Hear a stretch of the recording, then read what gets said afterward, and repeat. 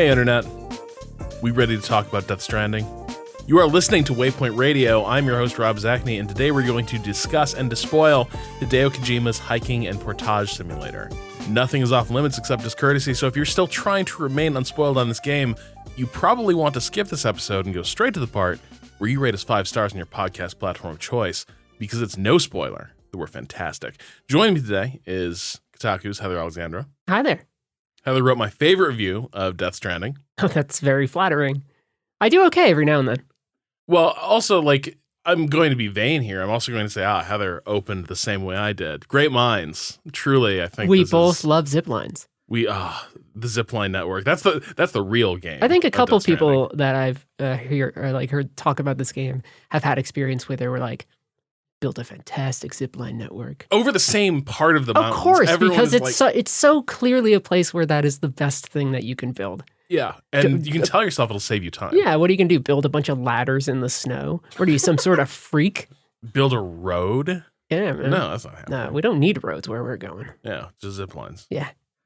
And of course, we have Kato watching the signal. And Kato, feel free to just dive in with any questions if this gets a little bit obscure. But I don't think it will, because as we were discussing a moment ago, Death Stranding, for all that it had this reputation for being the weird, crazy game over years of obscure trailers, I was really surprised when I started playing it by how straightforward it was in a lot of ways, and I'm curious how that landed for you. I don't think this is a very complicated game. I think a lot of the reputation for weirdness comes from two things, really. First, it's just having things out of context.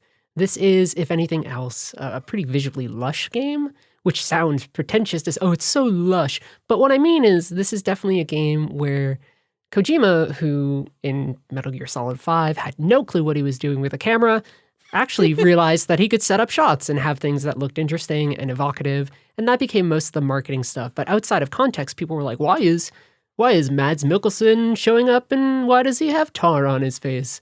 And it's like, I don't know, and he just does. And then there's that reputation of anything of, we have a new work from an auteur creator, a deep genius mind who's you can't even begin to comprehend where his brain is going. His brain is Death Stranding. And the answer is, no, this is actually a pretty straightforward plot. The mechanics are really understandable. And in a lot of ways, these are not themes or plot points that we haven't seen in other media, whether that's film or anime or anything else.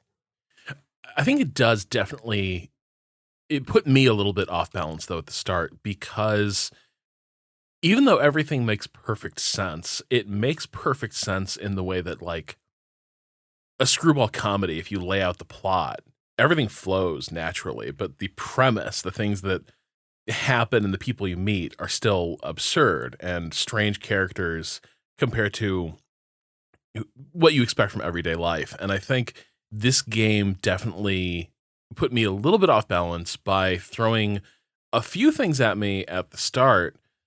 We talked a little bit on our initial podcast. I think it has a very strong opening as you were plunged straight into the corpse disposal.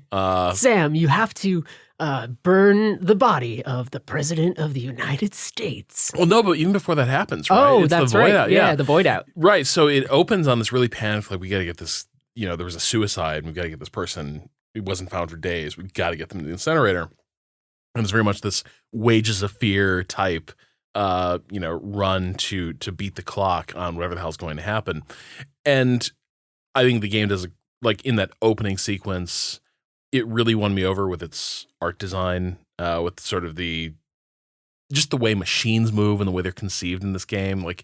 They're weird and they're baroque and silly, but I kind of love them and all their weird articulation. But then after that,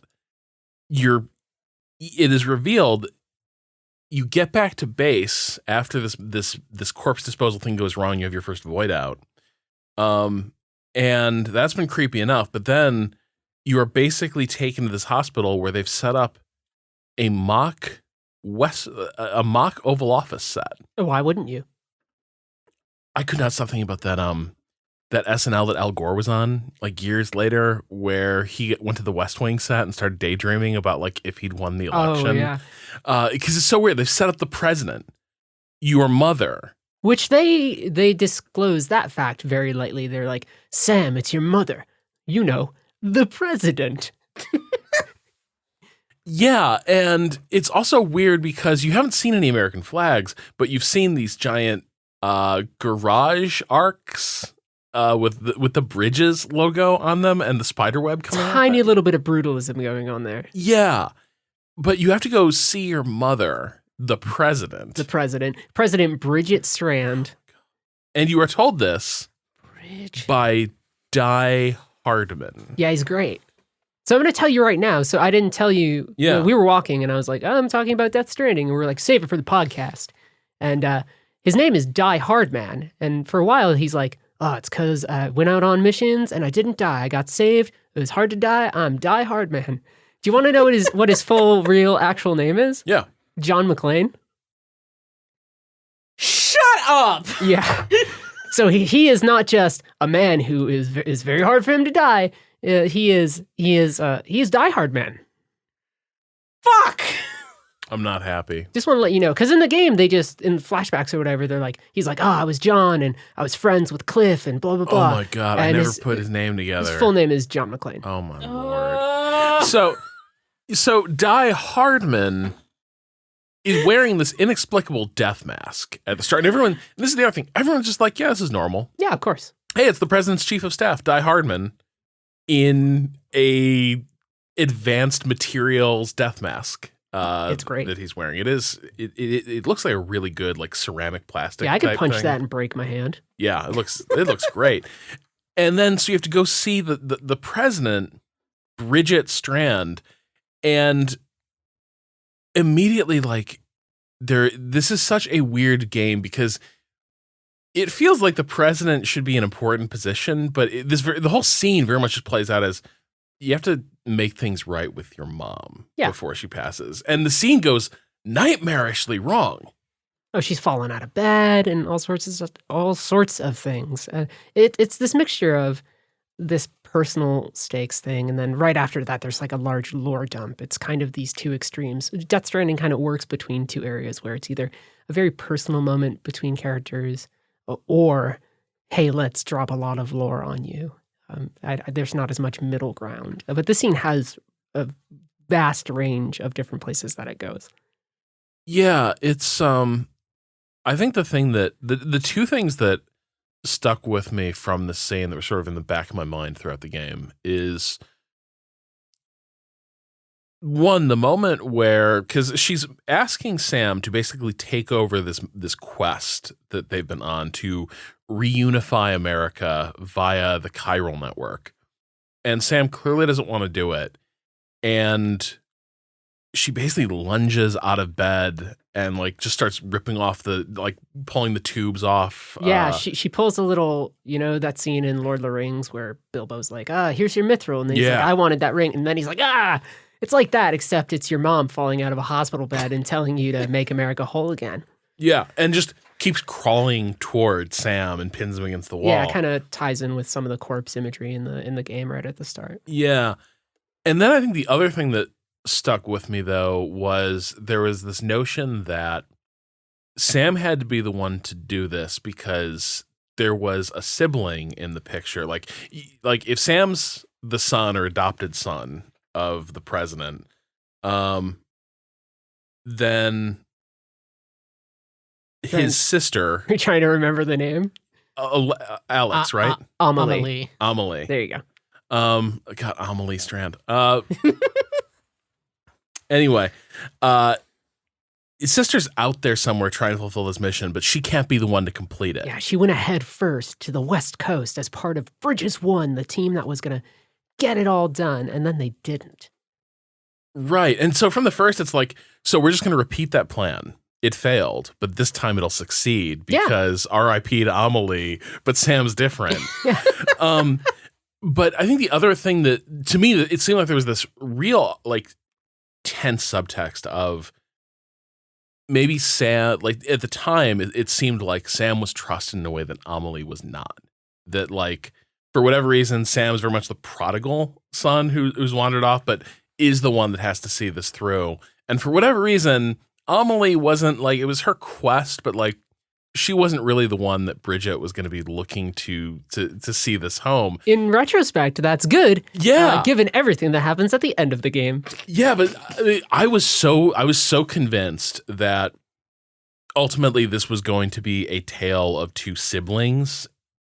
And sort of, in many ways it is, but I was really convinced that it was going to be this thing where Sam was entrusted with this quest and eventually there's going to be conflict over whose is this to see through to the finish, whose project is this. And then we are just sort of plunged into the main action of the game. Like, it goes from this really like slam bang start of, the void out, the president, your mother dying in your arms, to, all right, time to make your rounds. Yeah, just go. Yeah. And your first parcel is your mother. How did that delivery go for you, by the way? So, I've had the great benefit of playing through this game alongside my coworker, Tim Rogers, who is a very particular sort of individual. And I think we both agreed that the gravitas that goes into that initial quest sometimes feels a little bit at odds with everything that's going on, because it's very much like, so I'll say this, it's a body bag, that's all it is. But on Twitter, I believe Kojima was like, actually it's based off of these old mummies or whatever, and it's just a body bag. It's just a body in a bag on your back, and you're just hiking around, again, body in a bag in a seated on your position. back. Yeah, just kind of chilling there, kind of flops around if you stumble.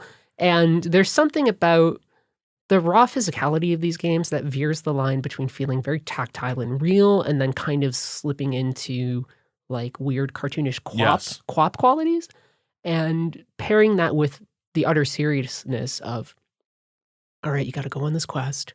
All right, this is your mother. There's some sort of strained relationship, and now you have to take her to the disposal facility. But when you pair that with the actual realities of what the game is, there's a little bit of a clash. Yeah, it definitely, for me, it was more than a clash. Like, I was still learning the systems and I got distracted and I ran out of stamina in the middle of a deep river. Congrats. And I fell over.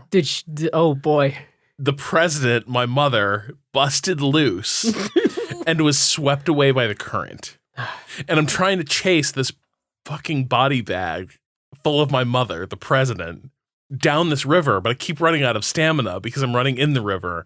And so Sam keeps like splashing toward the body bag and falling over and getting more tired, which makes him more likely to fall over. And every moment this is happening, that body just keeps getting swept further downriver until eventually she slams hard into some shoals.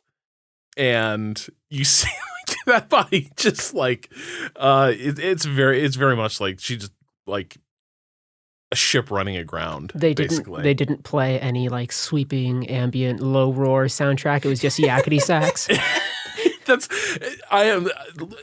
Low roar did fire at some point. Once I collected my mother, the president of the United States. Again, yeah, the president of the United States. And put her slightly damaged corpse back on. I mean, she was still good. I mean, she didn't care. Yeah, she was. Yeah. So I was like, we can still do this. Like less than 25% damage. I think. I think we can still burn this body, folks. Oh my god! But it is very much like it was the solemn moment. I was like, all right, taking this character, this deep, like this is the last journey, this last connection with this character, this last like responsibility as a son, and then it's just this utter like yakety sax comedy bit. It sounds funny for me to say it, but I almost commend the game for allowing that to happen, right? I think a lot of ways, if this game was more curated, then I don't think a lot of it would work, even in the serious moments. I mean, clearly there are vistas it wants you to hit or kind of a pace that you want to go in certain areas, but the notion of, yeah, whatever difficulties you encounter along the way are things that are just gonna happen no matter how extreme or absurd or anything else. I think that speaks to the quality, at least of the gameplay, right? Of, yeah, okay, you have to transfer a body or transfer, Lord forbid, a nuke. And yeah, don't worry, maybe you'll just fall down a cliff while you do it. Aren't those the same thing in this game? In theory, yes. In terms of effect, absolutely. Yeah. Yeah, I ended up really appreciating that aspect because later there's another point where you have to carry. There's a few points where you have to carry. I can think of at least two. Yeah. Yeah. Well, sometimes they're alive though. Well, yeah, Yeah. Chiral Artist and then What? Chiral Artist, Subquest, and then Mama? Or was it was it the sister? It was Lachlan? Mama. Okay, yeah. Kato, in this world, when a woman needs to go somewhere, living or dead, she gets into a little sous vide bag, and you just sort of carry her around the world. Yeah, sometimes when a guy wants to reunite with his girlfriend and maybe get married in an awkward side quest, you just deliver his wife to him in a way that's not creepy and not problematic at all. Only women? Yeah, actually, Yeah. looking at it in our brain, but you know what, I mean, it would just be too much work to create a man corpse body Fucked. model. God damn it. Yeah, to be fair, though, it's a small sample size we're working with, Kato. Right, There's like right. 6 important characters in this game, Yeah. and 2 of them get carried around, Okay. and they're both women. Yeah, and like 3 of them are ghosts. Yeah. Like corpses and ghost. The ghost person, like, I think it's ambiguous how many characters are ghosts in this game. Yeah, I mean, Yeah. there's a handful Yeah. that are maybe ghosts. But there was a point later in the game where I was carrying, we'll get to it later, but at some point you're carrying Mama to Hartman's lab. Yeah, you're heading up that way to see Hartman, and then Not Hardman. no, Not Die there's Hardman. Hardman and Hartman, but you're heading up to see Hartman, who I Yeah. like. He's a nice Yeah, he's fella, good. guy. But that moment, because I had like learned this game, if you're going to make a moment solemn, you have to be the one to actually treat it somewhat reverently. You have to slow your pace down. Because I learned that with with this first sort of corpse run, I guess we'll call it. Like I learned that no, the game will let you sabotage some of its weighty moments by just being oblivious, just being clumsy. And so when I did, like at that point, I'd spent enough time around the character of Mama, and I was invested enough in that story where I was like, I don't want my last interaction with this character to be like dropping her body down like 60 feet of glazed ice. Lord forbid you drop her in BT territory and cause a void out. Yeah. That would be a little awkward. It'd be terrible. And then you got to retrieve her by, whipping little canisters of bodily fluids everywhere. That can happen. and- I saw a clip of, the porters that walk around. yeah. The BTs can just grab those and cause an actual void out. No. Yeah, it's freaky. So I have to imagine that if you're transporting a living human being on your back and you somehow lost them in BT territory and a BT touched them, the same thing would happen. See, you can't have that. That's no good. Nah. But that first that first run, I also once the BTs sort of close in after you've incinerated the president's mortal remains, I definitely did not escape my first run in with. That's where they introduced the really? concept of Yeah. what happens when the BTs grab Using you. your BT, using your aura jack. Yeah, I did not pull it out. Once that whale showed up, I panicked. It was so distressing, I think. Like the first time this happens and all the oil just starts like pouring up out of the ground. Can't and move. You're getting pulled things are grabbing in you. and in. And then the fucking whale like comes bursting out of the ground, and there's oil everywhere, and there's all these like bass notes in the soundtrack and the sound effects, and yeah, it was harrowing. So Yeah. I just panicked, and that whale got me. Yeah, that whale, a proof that Hideo Kojima at least knows of Moby Dick. Don't know if he's read it, but he knows Moby Dick is a thing. Yeah, He knows that there's a whale. There's a dude named Pequod in Metal Gear Solid 5. So he's aware of some of the things. yeah. He likes whales, is my point right now. I like the idea. He loves them. the idea of whales, like the platonic idea of whales just in non-whale places. It could mean things. But it is overwhelming. Yeah. Some of the monster design in this game is actually very, very good. That sort of surreal giant whale stuff is good. I think a lot of this stuff at the end, the way that they handle the first encounter with Higgs and that large monster, not to get Yeah. too far ahead of things, has a very sort of Yoko Taro, almost terrifying to the point of almost absurdity, right? Just completely excessive in some of the designs that it wants to put forward, some of the supernatural images that it wants to put in front of you. So I can imagine that when that happened, you might have had plenty of reservations and lots of panic. Yeah, I definitely got pulled in, and that's when I got the first like death cut scene where I'm introduced to the idea of Sam being a Repatriate. Yeah. Yeah. And being someone who can always come back from the land of the dead. Though I guess he can still, like, I think when that happens, the argument is it can still be a disaster for the people around him. Like, there can still be a void out. Oh, yeah. Yeah. So I've had that happen in games. So if you do end up dying to one of those, if the larger BTs touch you, the idea is that the antimatter of the BT touches the matter of the human being. Right. And that causes a big explosion. And in your game, if that happens, if you go back to the place where it happened, there's that giant crater. Like, there's actually a crater created in the game. It's absolutely bonkers. Yeah, I've definitely found where I died outside the incinerator, there was this giant, like, the incinerator model just, like, cut off into a hard cliff. Gosh.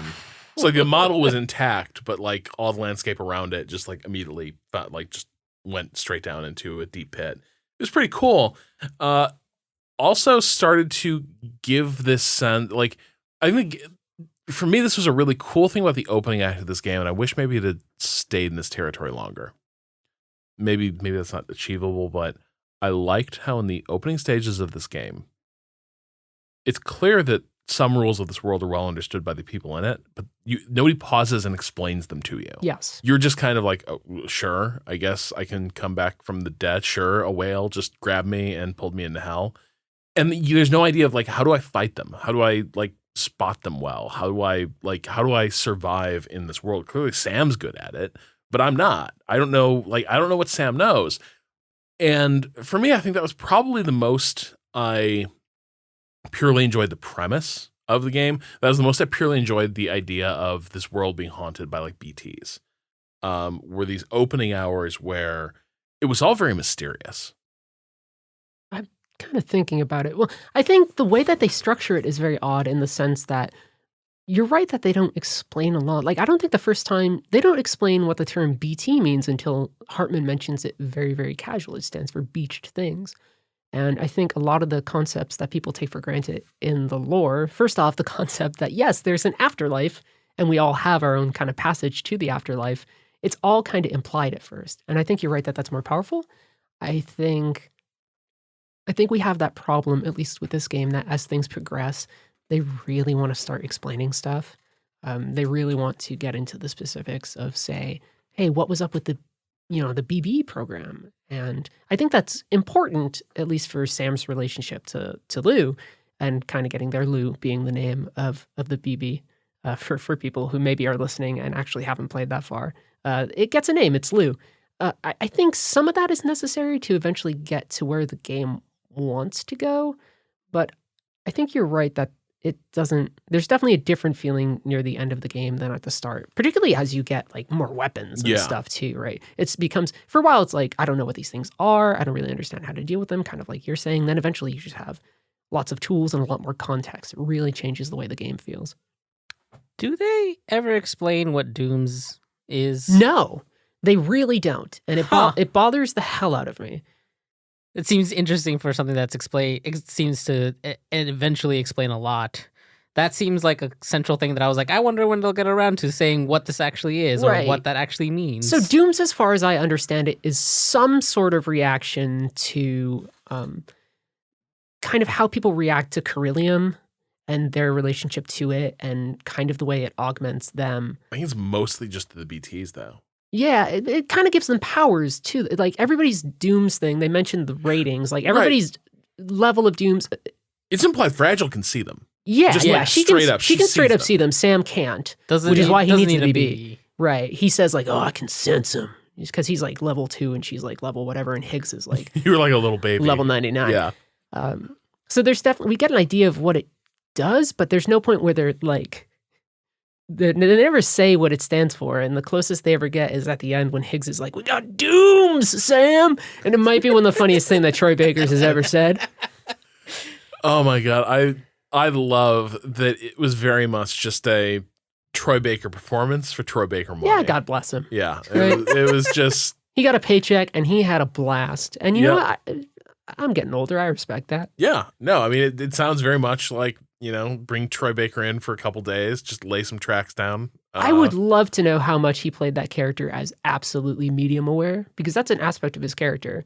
But I wonder if Kojima was like, yeah, you're in a video game, or he was like, you kind of know something's up. There's so much where he's explicitly talking about the narrative structure of the game. 100%. Like, yeah.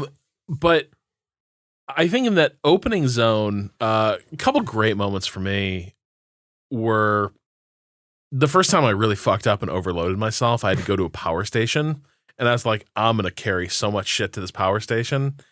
And it just, there's like some bad terrain between you and the power station. It's the first time I came to a cliff and was like, I do not have the right gear to get down this. So that looks like a footpath I can follow. And it was not. And so I just scattered a bunch of shit everywhere. And then there's everyone seems to have a different saga, their own saga of the motorcycle. Oh, yeah. I'm curious, what was your relationship with the first motorcycle the game gives you? I don't like vehicles in this game. I really don't like them. I like going around on foot, so I avoided it for a long time. The most I did is I put down a little thing with a frowny face, and it has like 20 million likes now because, I'm popular and cool. And so I didn't touch it for a long, long time. And then I think the first time I really touched the trike was in Chapter 3 when you start to get to those areas where it's all the really odd rocks and geometry. And that place is almost entirely built to really make you not use any sort, because it's right outside of one of the locations kind of between, I think, Lake Knot and whatever the heck the other city is.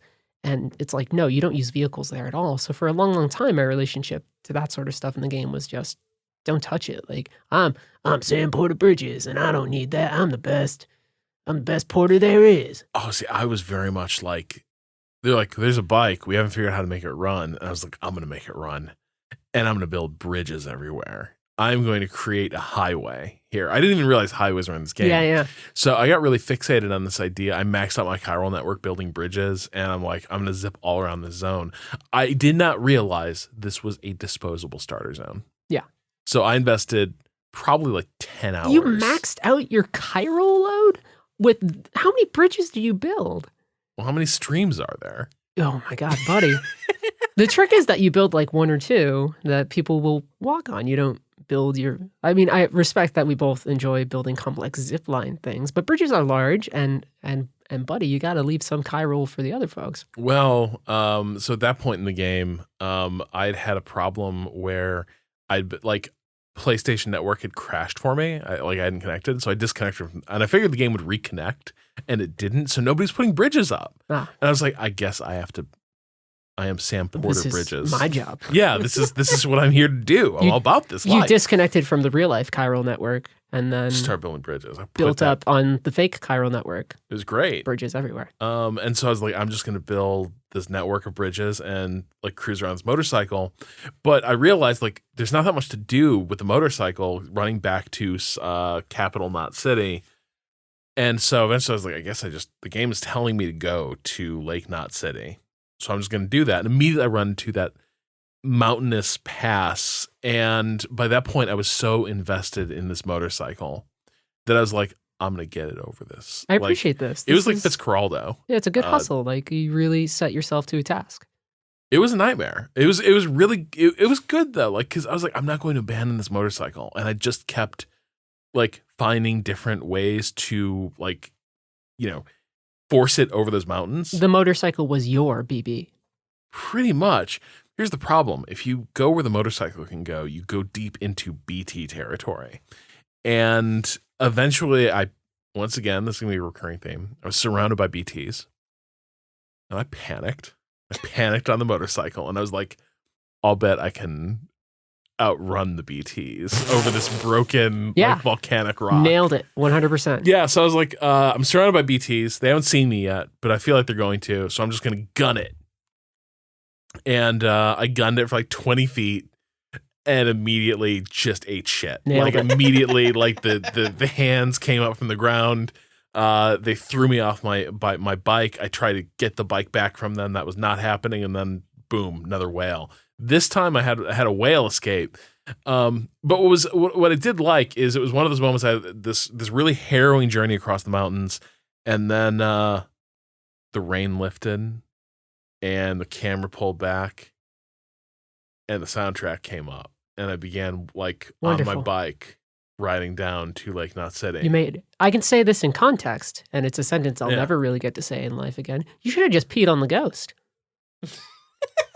I couldn't figure out what the pea grenade was doing. Well, I mean, in general. Oh, so here's a fun one. If you do get grabbed by BTs and you turn around and piss on all the tar, Sam's bodily fluids mess up with BTs. You can make them BTs go away.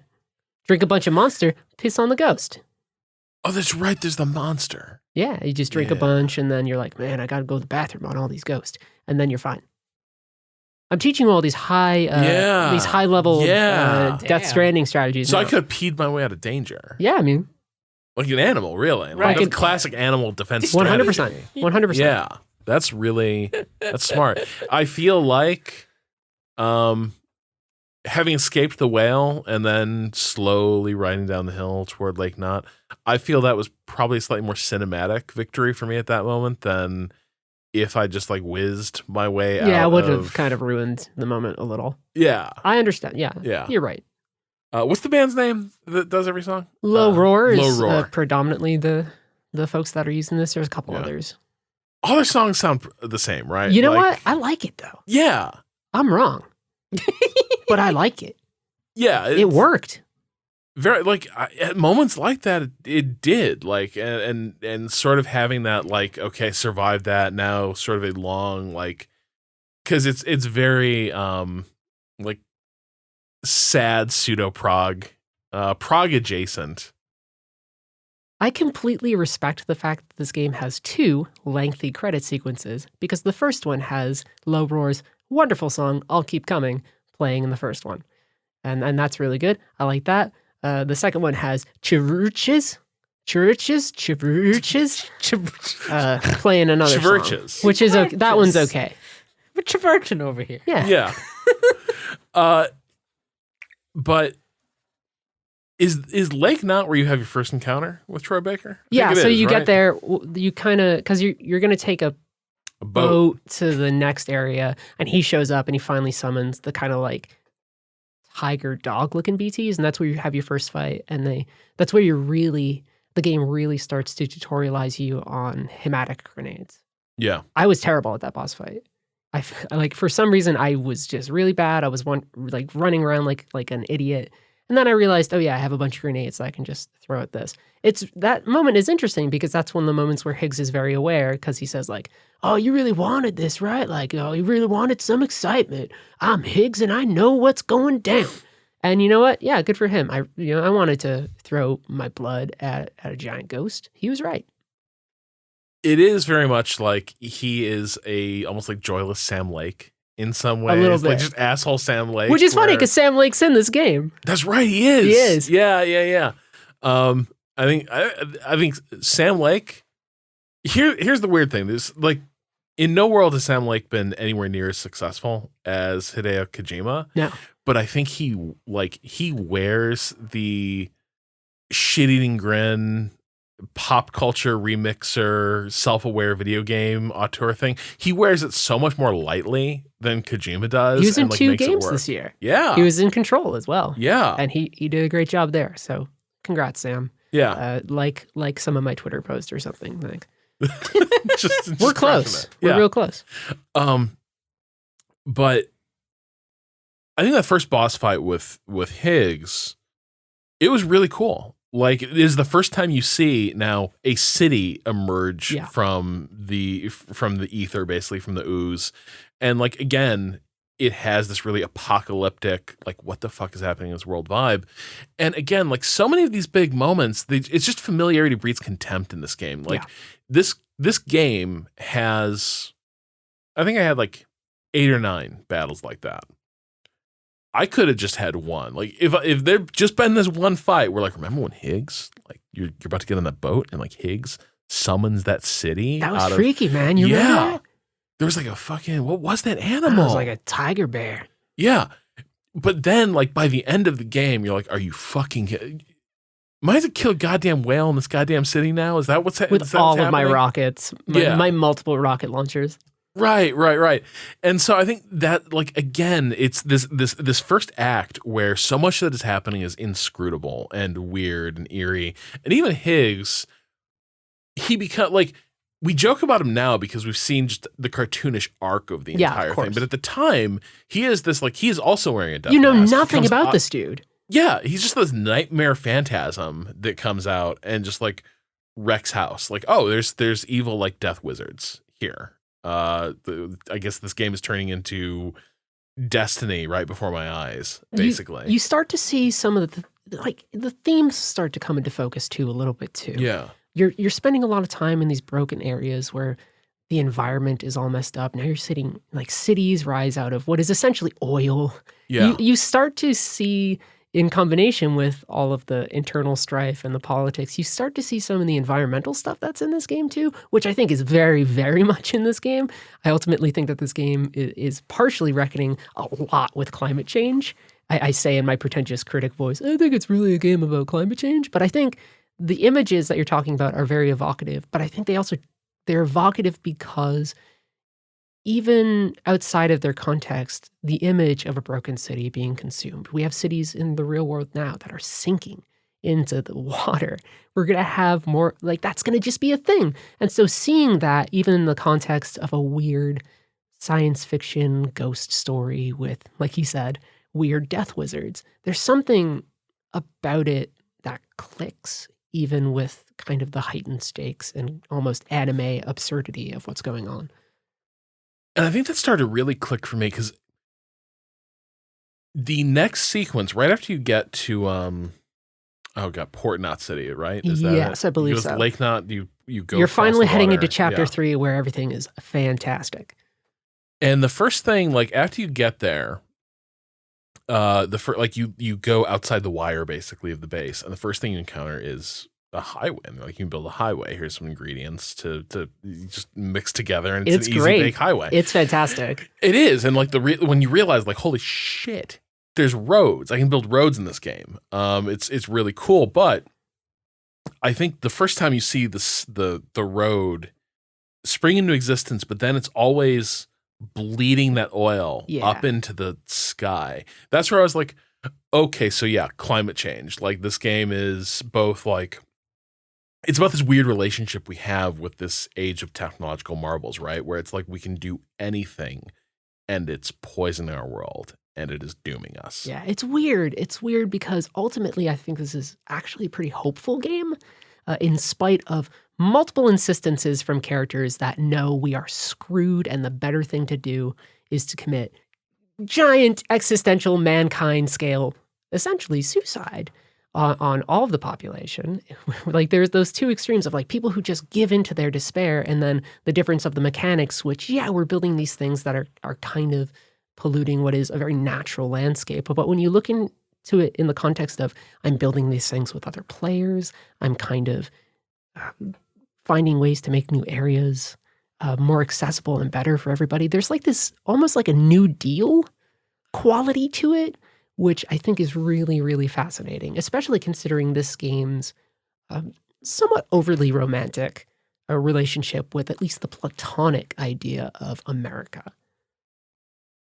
That's a good place for us to pause before we dig into what are this game's like major themes that it's going to begin unpacking in the main arc of the game, and then it's really long extended postscript where all that interpretive work you've been doing is replaced by Hideo Kojima just explains to you what's going on.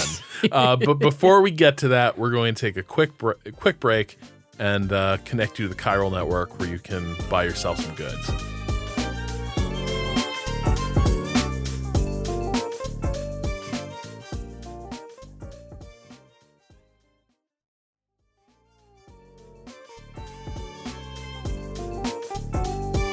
All right, and we are back. And we are this is chapter 3, the long extended chapter 3. Of like 20 chapters. But chapter 3 is the big one. That's the weird thing. You start to get a lot more context for characters. You start to finally get tools. You get robotic legs and cars. And you finally really get to go toe-to-toe with the mules. The mules. It really starts to add more and more layers to the world, more and more layers to the ways that you can interact with the world, which is why I've told people, hey, get to chapter 3 as soon as you can. And it being the internet, everybody was like, how about you shut your face, Heather? And I said, okay. I wish I had gotten to chapter 3. But yeah, chapter 3 is great. I should not have spent that much time building a bounce house for my motorcycle. Yeah. But yeah, I think this map that you're in at this stage of the game is much, much bigger than the one you were on before. And it's where you start to realize that, like, oh, this is how the game is meant to work. There's meant to be, like, there are places where vehicles can traverse. Not easily. A road would still make them way more traversable. But if you are willing to spend time scouting around, there are, like, secret roads and places you can go. It is a game made by designers. Yeah. Every now and then they're like, hey, you know what? Yeah, here you go. Here's your optimal path. Yeah. Take your trike or whatever. Yeah, but if you miss a turn, good chance you're going to get that truck stuck in a deep river. Yep. And run out of battery. Yep. And then, yeah.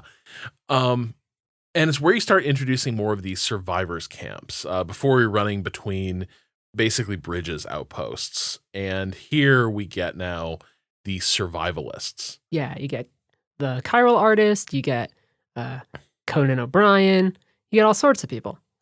You got the Chiral artist, that just shitty old man on that mountaintop. Yes. Who is basically like the game's boomer, right? Where like he is totally dependent on bridges to keep him alive and bring him supplies and support he needs. But he feels entitled to that. And like he doesn't owe anything. Like, well, yeah, what has Bridges ever done for me except bring me my diabetes medication? I suppose I'll connect to your chiral network, whatever that is. Well, but he does go through this arc. At first he's like, well, if you're just bringing me all this stuff anyway, why would I join? It seems like I can just get everything I want without joining. Doesn't seem a lot of point to it. And then later he goes to this arc of, I guess it wouldn't be right to continue being a freeloader on this. Like, I should do my part to build this network. And I think that speaks to this, like, this idea of there's a New Deal spirit to this game. Like, the game's, you come to this map and it's this atomized space. Nobody's talking to each other. Everyone's sort of isolated. And there's a lot of people with philosophical ideas, objections to this idea of connecting back into a society. And then over the course of a lot of this, these people will be won over through your good works. Awkwardly, most of this is accomplished through emails you read. A lot of the stuff you hear back from people that you've dealt with is in your log entries. It's, hey, now, or like in places that you've already been, like other older maps, they're like, hey, all this crazy stuff's happening in these old maps. And you're like, I would love to see that. And they're like, well, I swear it's like the Nathan Fielder tweet when he's like, going out tonight with all my friends, laughing. Yes! They're right outside a frame of the picture right here.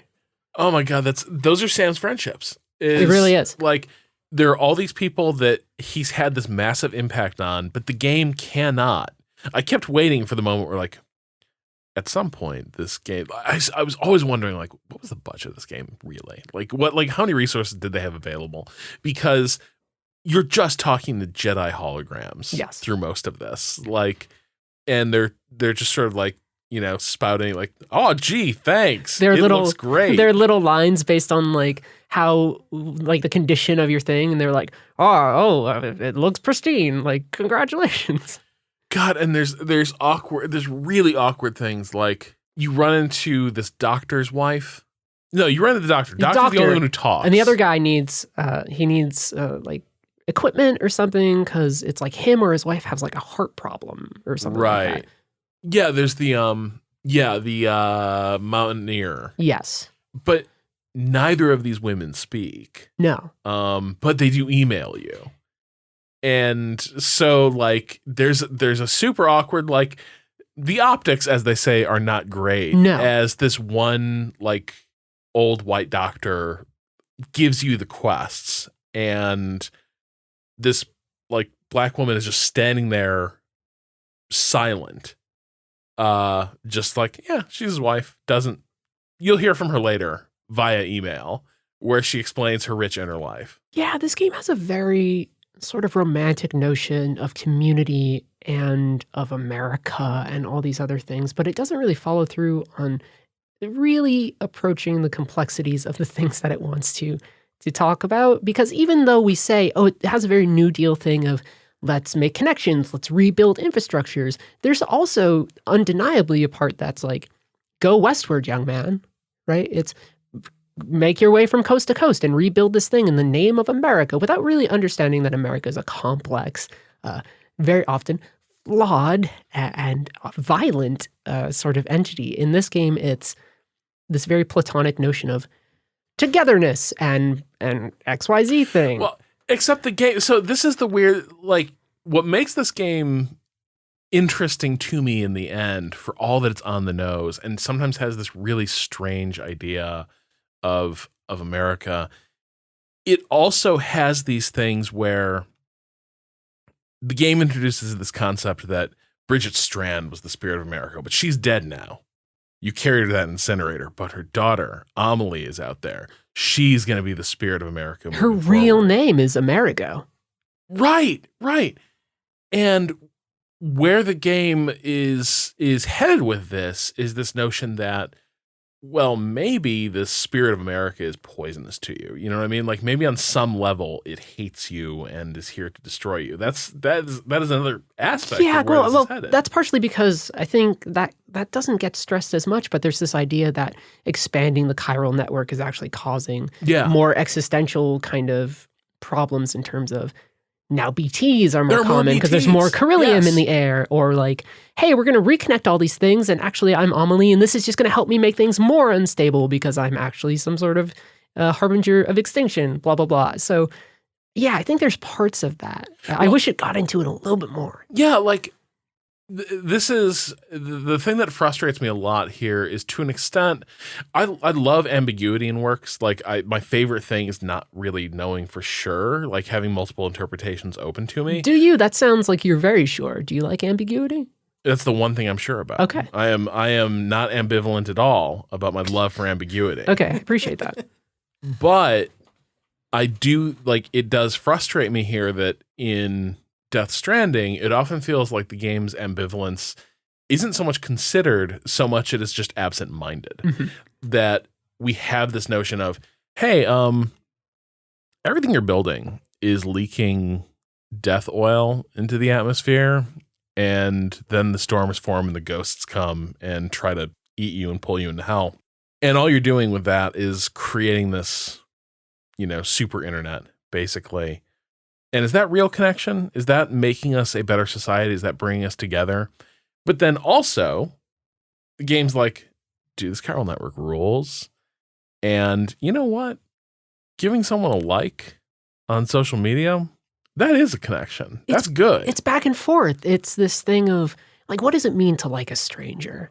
It doesn't mean anything. What does it mean? At the end of the day, I joked, hey, Sam Lake, like my stuff on Twitter. But what the hell does that even mean? It doesn't mean I form a connection with Sam Lake. It doesn't mean that the lovely people who like our work or something like that, there's a real connection for them because people are liking a thing. So I think the game has a notion of social media and kind of parasocial connections that it doesn't always have, the most positive spin on. And yet at the same time, mechanically, systemically, when you're playing this game, when you start to see the same names on a structure, when you start to see certain structures in places that are very clearly built to maximize a person getting their engagement or their likes, you start to think you know something about these people, these other players. So it all kind of tangles together into this idea of like, yeah, you can maybe start to learn something about people, but also, man, what are you doing? That's not the best way. And then, narratively, it's this idea of, well, wouldn't it be great if we could all just talk to each other and have the super internet? And the answer is partially, well, maybe no, because there's something poisonous about that too. The game's very much of two minds on a lot of different things. really to its disadvantage. Yeah, I think it floats too many contradictions and tensions, and then punts on them basically. Yes. Like I think for me, there's a scene later in the game. You go and you hang out with Hartman, who is one of your many scientist buddies Love in that this guy. game. Oh, he's adorable. He's fantastic. And his sort of curse is that it's a great sequence. Like sometimes characters unpack their backstory The for scene you. of and they're him on the brutal. beach with like his family and getting tugged away. Oh my God. Really heartbreaking. Yeah, his whole origin story is that when the first like Death Stranding event happened, and it's kind of like there was a moment before where the world was normal, and there's a moment after where, cities can be annihilated in the blink of an eye by the dead. And he was on an operating table, and he coded as he does. And while he finds himself in the underworld, basically on the banks of the Styx, and he sees his wife and child He's marching away. with everyone who doesn't Tons respond. of people. Yeah. And he sees them, and he tries to reach them, and then they resuscitate him at the They hospital. pull him back. And he has never seen them since. But the catch with his character is every 20 minutes his heart stops. It stops for 3 minutes? Something like that. Enough for Sam to get bored. Right, and start fucking with shit. But in those 3 minutes, time passes differently. The time on the beaches. beach that he's wandering around could be excessively longer. Yeah, and so he is just constantly searching all these. This is the other thing we learned. Rather like Corona tells us, everyone has their beach, and you have to find it. And that's what Hartman is doing. He is trying to find the beach where his family is. Ready? I'm going to say a nerd version of that. Yeah. For you anime fans out there, it's like if, in Fate where people can have reality marbles and it's like the inner manifestation of their heart. And like for some people, it's like a field of blades or whatever. It's like that, except actually the afterlife. He can't find them. And he just every 20 minutes, he goes and searches for his family and fails. And really the implication is like, no, you're not going to find them, dude. No, they're gone. They actually passed beyond. 100%. Because the beach is it's essentially limbo. It's the place that you go before transitioning to whatever is next, which is the one place that like scientifically they don't know about. They know all about the mechanisms of what happens after you die, except what actually happens when you're finally through the final door. Yeah. And yet he is convinced that if he just keeps searching, he will eventually find them. But while you are there and waiting for him to be resuscitated by this little these things are real. These things exist. People have these for different heart conditions. Yep. It's basically like okay, what do you call what's the official name for the paddles? It's kind of like a weird automatic AED. Yeah. And while you're waiting for that, you can start messing with the stuff. And then Hartman will give you likes or dislikes based on what you're doing. But in the end, like there's this cute beat at the end where Sam goes to the record player. Yeah, he scratches his vintage One of the record player. few really pure moments of characterization for Sam. Sam has the Solid Snake problem sometimes of having to be the straight man around all the weirdness. And this is one of the few times that he really gets to break out. It's a very nice moment.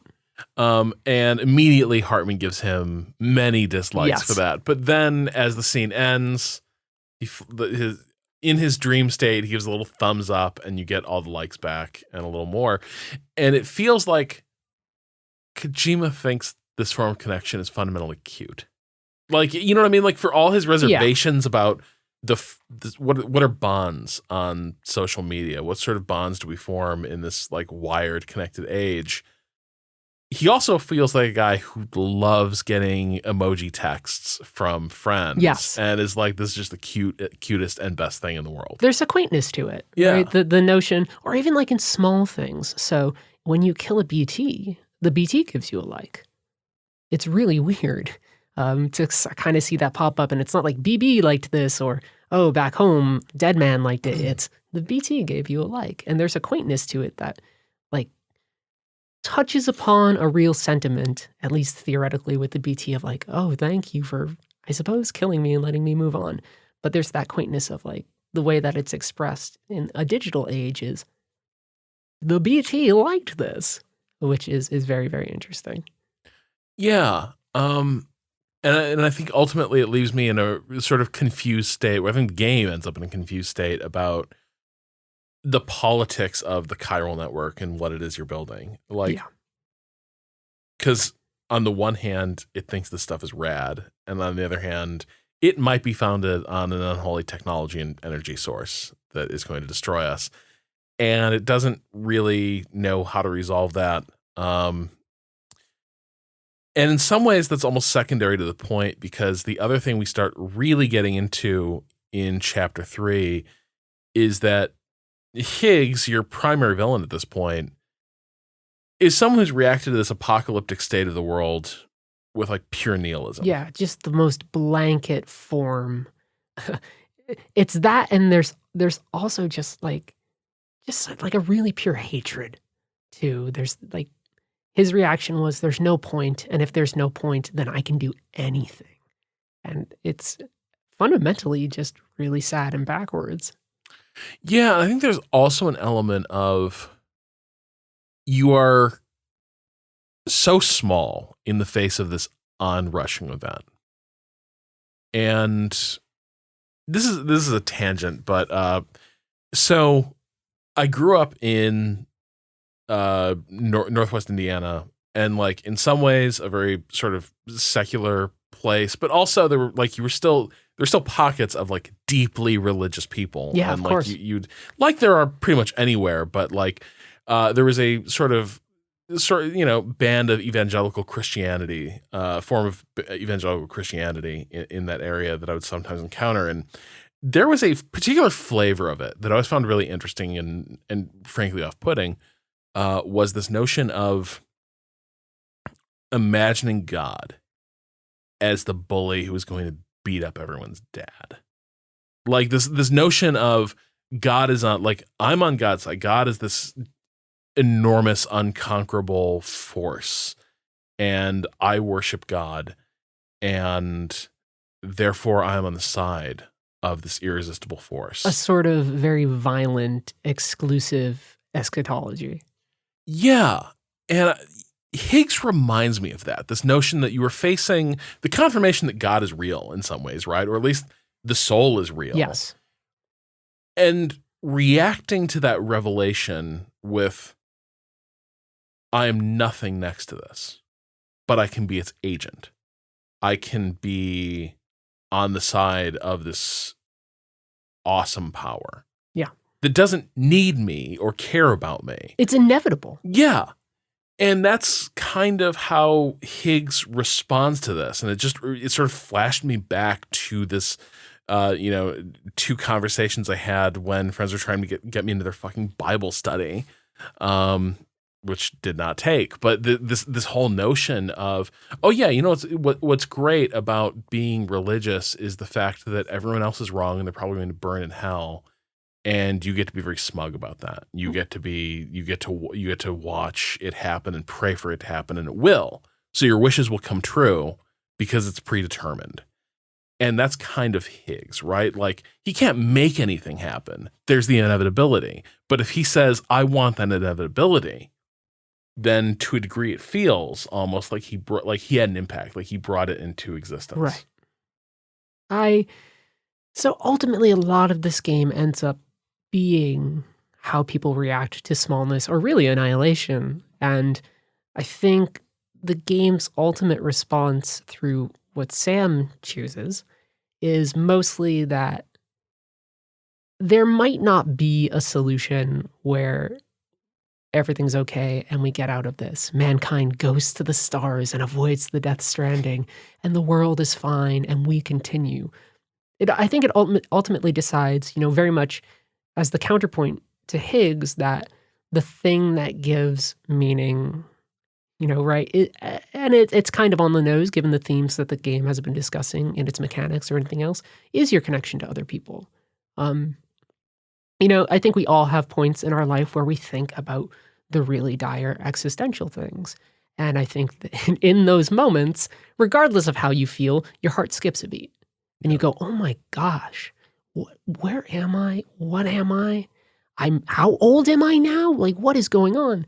And then you ultimately realize that the thing that gives your life meaning isn't necessarily, well, I go up to work and I do the job I like. It's, I see the people I like. I see, I get a text to get into the digital thing. I get a text from the person I love or whatever. And I think Death Stranding, the ultimate conclusion is, yeah, even those things might go away, but those things, because they can go away or because they will go away, have so much more inherent value than they would in any other context. And if you react to it like Higgs, or Amelie ends up being a character who falls into this too, in a much more softer point, which is just, I got to do what I got to do. The world's going to end. Let's facilitate it. Not to spoil too much for her, but the reaction is either give up or do something, or give up or conversely accept the beauty of the thing around you because it fades. And that's not new to any form of particularly postmodern work or existential work, but it works. It hits me in the right spot. Yeah, same. And I think Higgs serves a useful purpose, and because on the one hand, and I'm in the process, as we're recording this, of editing something that Cam Kunzelman wrote for us on this. He sort of points out that in so many ways, Higgs is your stereotypical video game villain. He feels very much like he stumbled in here from a Metal Gear in some ways, and is just like, I guess I got to be the big bad in this story. It's the boss fight now. Come on, Sam. Yeah, and I think that is what this character is, but there's also a smallness to this character, this notion that this is someone who can't handle the fact that you can't find meaning in the fact that you have connections, but they will eventually be severed by death. And ultimately, at some point, humanity might stop existing. And in the face of that, what do these connections between us matter? What does our loves or hates, what does any of it matter? And that realization breaks him. And he embraces this pure nihilism because he just can't, if he doesn't have the security blanket of thinking that he's part of this unbroken history of humanity, and that his existence means something, then nothing means anything. Yeah. And I think it serves this game well to set him up as this villain who's ultimately revealed to be very small. And the real question is more the one that the conflict that Amelie is wrestling with and kind of needs Sam to answer for her, which is, if extinction is an inevitability, why hold it off? Isn't it kinder? Yeah. Isn't it? What is the point of the struggle? Yeah. Shut up, Camus. We don't need to know about Sisyphus. What is the point of the struggle? Let's get it done with. This is cruel. Existence is cruel. And for her, it's partially because she is in a very strict way within the narrative. It's literally her cosmological job to usher in the extinction of humanity. For her, it's like an imperative. And her rationalization for that imperative is, well, really, in the grand scheme of things, on a cosmic scale, this is a kindness. And she doesn't want that to be the case. It's very clear at the end of the game, in spite of Sam, I need to walk down this beach and destroy humanity. She's really looking for somebody to give her not an excuse, but a better sort of answer, better sort of response. It just dawned on me, this is me, Joe Black. A little bit. There's a big part of this is basically but it's not in the case of Joe Black is about death as this idea of the individual character of death, ending lives and ushering people into the afterlife. This is death as this cosmological phenomenon, but because she had this physical instantiation in the world as Bridget Strand, and then Amelie, the actual goddess of death, basically is inhabiting this limbo forever. But she had this period where she was a person and walked among humans and lived a human life and forged connections. And it is this kind of, again, these are not original ideas or thoughts, but there's something so sincere about them. I think I'm reminded, like Austin was talking a few days ago about how all of us are very postmodern, and in the example he was using at the time was Star Wars is not, right? Star Wars is yes. very romantic in its sensibilities in many ways, or heroic. I think something similar is happening with Death Stranding, where the things that you would flinch from doing in a fine arts program or creative writing program where you're like, this is too, I will get killed during peer review during this. I'm going to get murdered by my group if I put something like this on the page because it's laughable and it's trite. Kojima has no shame. And so he's like, yeah, so this cosmological extinction event, what if the asteroid that's going to wipe out humanity, what if it was a person and was friends with some of us? I'm going to make you upset right now. You know what Sam stops? Third Impact. It's Evangelion. You see this in all sorts of things. There you go, bud.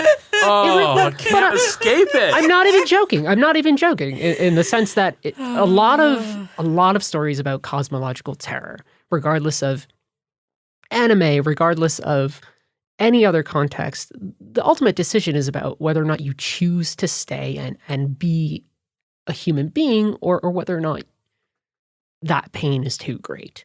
And Death Stranding, like you say, has it where that becomes a conversation. It becomes a conversation between two people. Ava does it where it's all Shinji because that guy's okay. We love him. We don't.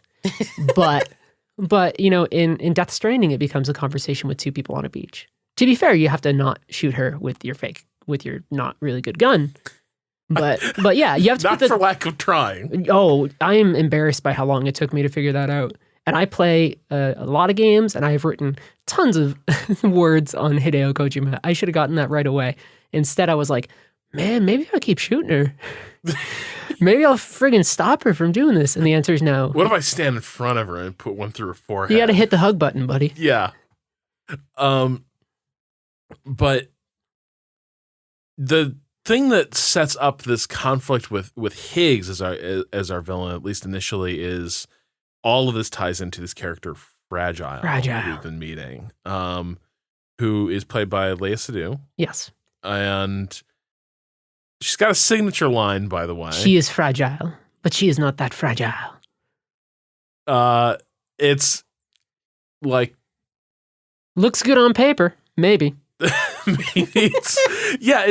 it's a bit like, oh shit, there's like a couple ways you can pronounce it. And one is a name. I'm and fragile, but I'm not fragile. Yeah, it's, oh my God. It's, you will hear this like once, you're like, oh yeah, that's multiple times cute. In this game. You will hear it like 20 times. It's her catchphrase. But this is where we start to get into both her as one of the game's major heroes. Yes. And also where we begin getting into Hideo Kojima's gender politics. Oh no, say it isn't so. Hey, Heather. Yeah, what's up? What do you think is the worst thing that can happen to a young, attractive What if woman? she got old and kind of ugly, Rob? Oh my God. What if her beautiful body, oh my God, was somehow marred by the passage of time? But also, thankfully, no, but it's so well. We can hide it with a tight leather, weird bodysuit. Yeah. No, I mean you're right, and in some ways, sure. I'm going to be charitable for a second and say, you know what? In some ways, yeah, we all have fears about our degenerating bodies. I don't know. I have friends who find gray hairs and they freak the hell out. But in the context of everything that this game is doing in Fragile, a character that I like, for the record, man, it is a problem. There's no other way of talking about it. It's a problem. It is a problem, Rob. Rob, you know what it is? Problem. Problematic. Yeah, it's not great. It's interesting. She's set up at first as kind of just a mysterious figure. She can warp around the world basically at will. She is the thing that causes the first accident to befall Sam in this game. She's the one she's the one who's like, yeah, my dooms are so high I can see these things, and she loves to eat the bugs. Oh, she's got the cryptobiotes. Yeah, she's just munching them. Giant, huge, like circus peanut size water bears. Yeah, and again, like this game is just like, man, she's so beautiful, but then she's gonna eat this bug right in front of you, and she can be like, "Hey, Sam, want bug? I'm gonna eat this." Yeah, and I think the thing that everybody comes back to is the scene that shows her background with Higgs. Yeah, because it really is this thing. And I talked about it in my review, and it's a complex thing to talk about in the sense that I think the way that a lot of characters are framed in this game is a step forward in certain ways for Kojima. He certainly has a lot more comfort with the way that he handles like male bodies. He's much more frank about how his camera is going to frame them. But in this particular scene, it's how she kind of gets forced to run through timefall through Higgs. And a lot of what's happening in that scene is fundamentally, it's still really just Kojima kind of being like, and then Lea Seydoux runs through the rain. And we get to kind of leer at her a little bit. And it's like, man, like, I get it. It's actually vaguely within the context of the fiction. She makes a very difficult choice. Great. But the way it's framed, the way it's shot is just, come on. Yeah, I think for me, like, all these reservations aside, in some ways the scene still works because Higgs is there laying out basically he is arguing you can trade your time for all these other people. But then the way he specifically frames it is, man, I'll bet you are proud of your rockin' bod and your beauty and your youth. And so is that the thing that you're willing to put on the line for these strangers? And that changes it a little, because now we are framing it totally in these really male-gazy terms where it's not how much of your time, your health, your good years are you willing to trade to save strangers. It is, man, you're just gonna have to wear a leather catsuit your whole life. Like, that's basically like what the stakes are. And then, yeah, it is kind of leering. And I even think maybe the scene could have been salvaged a little bit if it had leaned into the horror of it a little bit. You know what I mean? If there'd been a bit more of a... We have moments where that happens in the game. Like that first void out scene that you say, not to interrupt. Yeah. Kind of forgive me there. But we have a moment where a dude does not have his hood and timefall comes. And you know what? It's terrifying. It really is this terrible thing. We see it again, even at the start of the game, the birds, which is a really evocative image of birds flying through the rain and that rain literally eating them up. In the context of the fiction, again, this moment you're right, it should be terrifying. But instead, whether it's the context that Higgs is putting it into, whether it's the framing that Kojima is giving it with his camera, it isn't the thing that it could be. And frankly, it isn't the thing that it should be. Yeah. And the other weird thing is, her entire story is she's got to carry this nuke to the tar pit, because if you throw the nuke into the magic tar, it's not going to hurt anyone. Nope. The weird thing is, this is beat for beat the thing the game just made you do. Yes. Like, this is the other weird thing is, you just played through the sequence, and then you are treated to the cutscene where this happened before. When totally not Troy Baker shows up and is like, "Oh, hey, can you carry this package here?" It's, you know what? That happened, and I was just like, "Oh, it's Troy Baker." I was like, "What? Oh, is Troy Baker here? Is he playing another person?" I was like, "No, this is just the bad guy. This is Troy Baker." Because I don't think Higgs I don't intellectualize Higgs as Higgs. I just go, man, Troy Baker's evil. Yeah. It's very, very strange. You're right. It's very odd to be like, here's this moment that you've gone through. Here's this kind of heroic thing that Sam did. Like, it almost robs Fragile of that moment too, of like, oh, it's this thing that you also did. Like, I don't know. I've thought about this, and I don't know quite where I fall on it. To me, it just feels a bit like this game also sometimes struggles. Well, I think this is a Kojima issue. He struggles to trust that a moment will land through gameplay. Right. And then he's like, I bet it would have been better if it was a cutscene. And so in this case, he just does both. Yeah. Where you're like, okay, you drive the nuke or you run the nuke to the tar pit and you fling it in. And now we will watch this other character go through it, and it will be scored with music, and we'll control the camera movements and we'll exult in it. Yeah. But ultimately it does sort of fully bring fragile into the fold as part of the gang of buddies. She joins the team. Yeah. Metaphorically. Not literally. She still has her own company.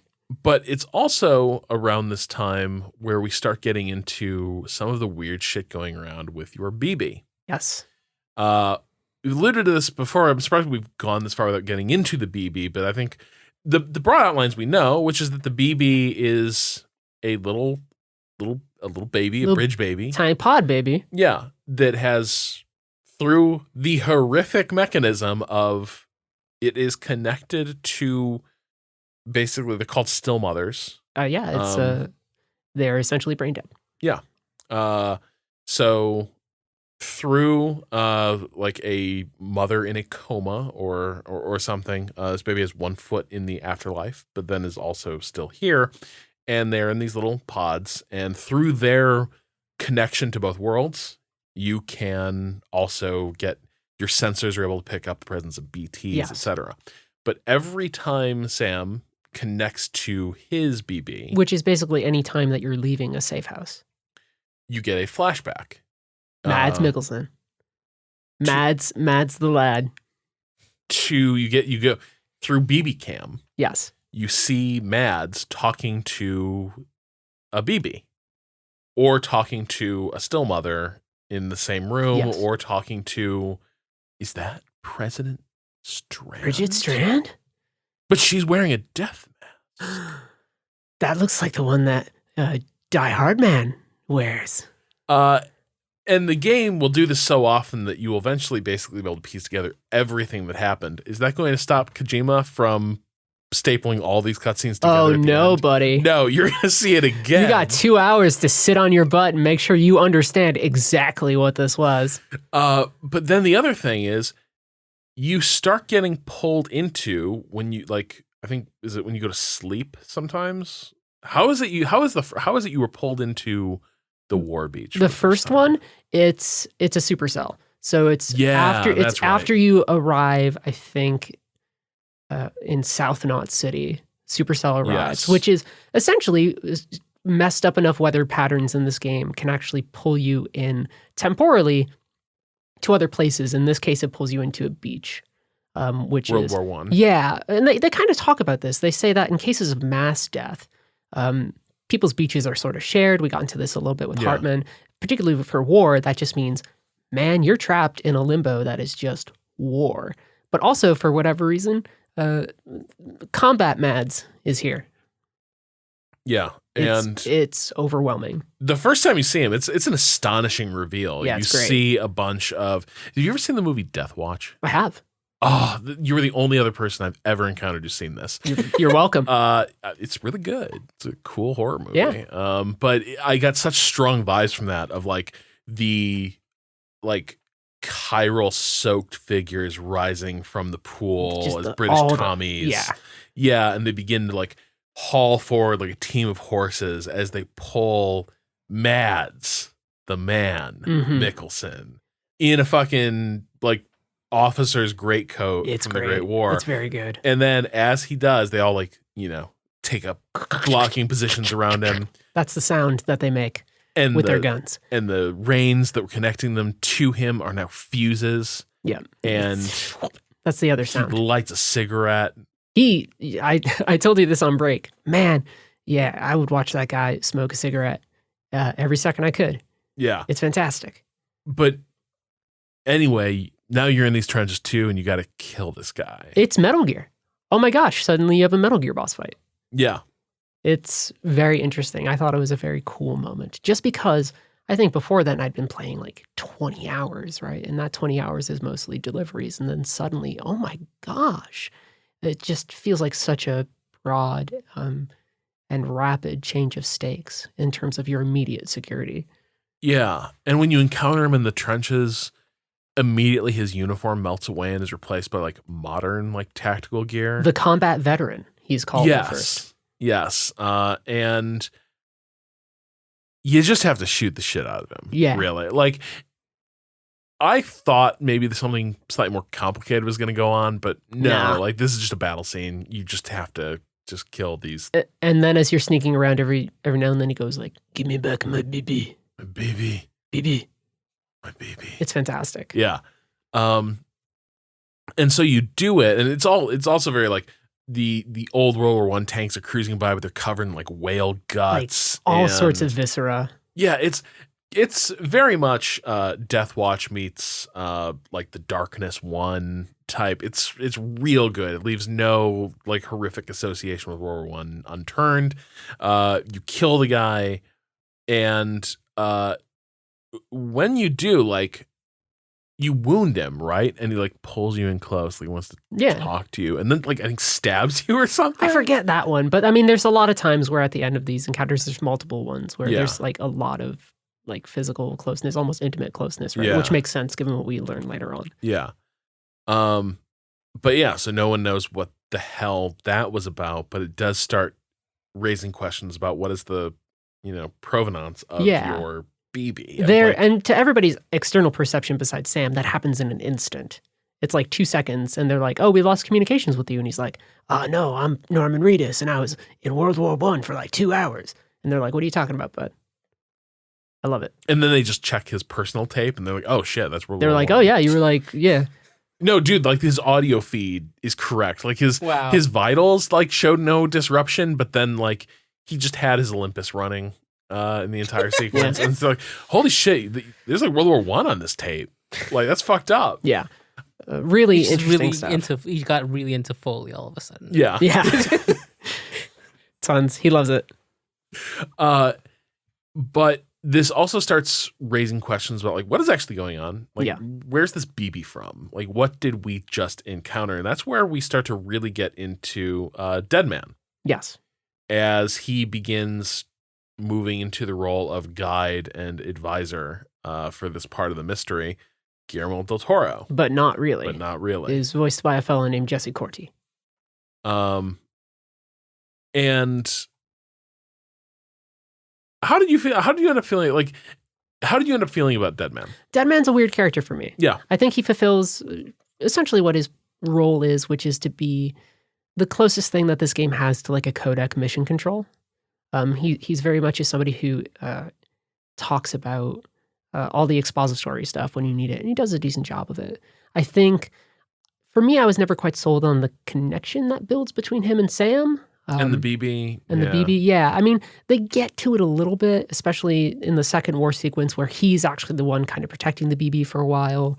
I think, I care much more for Hartman. I care much more for Mama because we actually get to learn a little bit more of their deal. Deadman's deal is like very, very quick. He's like, "Oh, like I've had a bunch of surgeries and I'm cobbled together." He's like, "I'm Frankenstein's monster," and he means that very literally. Yeah. Which ties into a lot of the body anxieties that this game has, but his place within the game always felt to me a little bit more functional than anything that really tied into the broader thematics. And he's always there to be like, we just need to, like, the BB's malfunctioning. I don't know why it keeps giving you these fucked up visions, but we just need to trade it in for a different one. Yeah. And then through the magic of the maternal feelings we all carry around, he's just like, oh my God, I bonded with this BB, having been in its presence for like 10 minutes. Adorable BB. Yeah. He's like, I must protect this BB with my life. Yeah, it's that the whole BB thing is interesting insofar as it starts to point into the larger myth arc, which I mean, the core mystery is ultimately, or I think the game's what it wants the core mystery to be is, who is this BB? Yeah. What is their deal? I think a lot of the context you get, I had a lot of people who asked me at first, they were like, is the BB Sam? And I was like, I'm under embargo. Stop messaging me. I thought so for a long time. Yes. I thought we had a time BB situation. Yeah, I mean, because they kind of get into the time travel-y stuff, like we kind of discussed. For a while, the BB is just a device to get into the themes of parenthood, or more specifically, fatherhood. This is ultimately a story about men at the expense of women. So it's really about the paternal stuff. And then only near the end does it really start to get into the internal politics of the game, and then really what the deal is with Sam. Yeah. I think for me, the arc toward Dead Man suddenly being like, I must protect this BB. I think one of the less successful things happening here is, I think this was evident in the game's marketing. One of the things that gave this game a weird vibe is like, Norman Reedus is holding a baby and crying on a beach. That's wild, man. And this game does sometimes feel like it's a little bit too surprised by or it feels like it is more surprising than it should be that men would be affected this way. It's given a lot of profundity. Yeah. In a way that you're like, no, we all had dads, and I acknowledge everybody has different relationships with their father. Yeah. But, we all had more than just one parent, presumably. Yeah. And yeah, those feelings are in theory kind of universal. And the idea that men in their toughness can build these connections or anything else isn't quite as novel as the game wants to think. In fact, I actually think the BB stuff doesn't, I will say at least the BB stuff doesn't work well. I think the stuff with Cliff and Sam works a lot better. But I think a lot of that is owed to Mads Mikkelsen again. Yeah. So the thing that Dead Man does start to stumble on is this notion that something's up with Die Hardman. Yeah. There's weird gaps in all the records we have. This quest is weird. There's just too little. We don't know much about the BB. We don't know much about the BB program. We don't know where Die Hardman is from. It feels like things are being kept from us, and Dead Man is the one to sort of raise the possibility that, hey, maybe we need to start keeping this on the down low. Yes. We can't trust the organization we're part of. Leads to that scene in the shower. Yeah. Where they're supposedly going into the shower to make sure nobody listens. It's given a little awkwardness because it's supposed to be Sam's phobia, his fear of being touched, but the way it's staged is a little weird. A little bit. It's a little bit moment doesn't really land. Yeah, it's sort of torn between gay angst and then body shaming, I think. It's like, ooh, it's uncomfortable because this guy just got into the shower to have this conversation with you, but also he's so big. I debate how much of that is an intentional thing and more, again, kind of a thing that happens out of maybe lack of awareness. Yeah. That it feels somewhere between those two. Yeah. I think in the end, the scene plays it so straight that ultimately, the awkwardness fades as him getting the message across takes priority. It's very functional. Yeah. But as the zone expands, we're finally sent to deal with Mother, with Mama. Mama. And crucially, she's also going to introduce us to the zip lines. It's true. But she has the first one, and God bless her for it. Yeah. But she got a BT baby. She can't leave. This is why she's always in her lab. Yeah. Because the whole... I had readers who perceived that story beat different than me. My perception was that a lot of this was broad metaphor for postpartum stuff, which I admit is maybe me talking out of my league. Yeah. But there was definitely an aspect of, her story is that there was an accident as well, and kind of like what happened with Hartman. But she was trapped under rubble so long when she was pregnant that she gave birth to her child. Yeah. And now, essentially, the ghost of her child kind of haunts her. I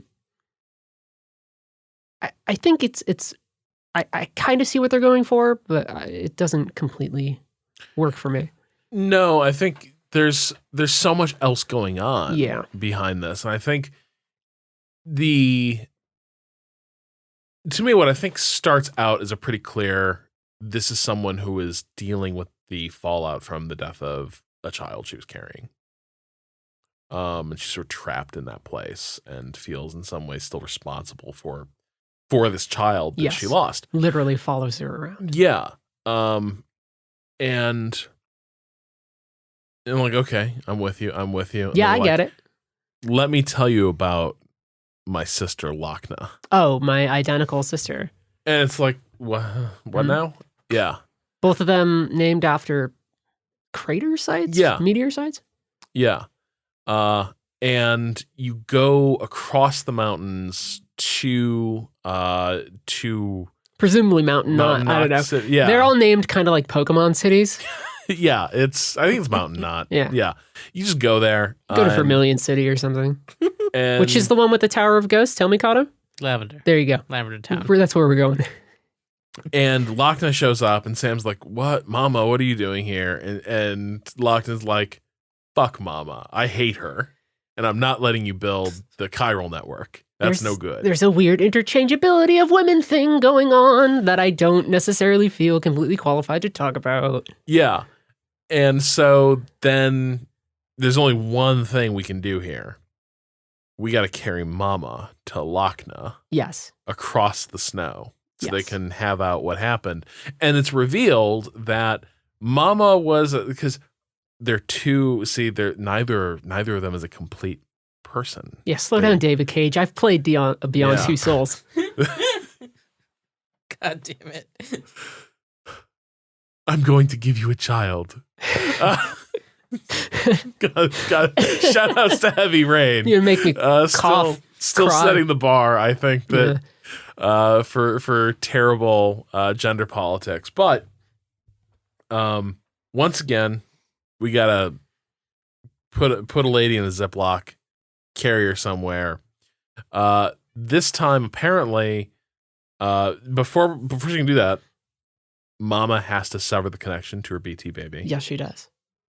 And while also giving you the ability to do it too with your weird handcuffs. Stealth kills. With your cell phone handcuffs that Banksy gave you. Yeah.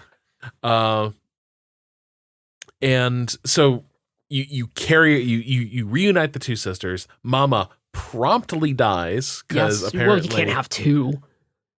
They're effectively one. Yeah. So just gotta spare out the window. Right.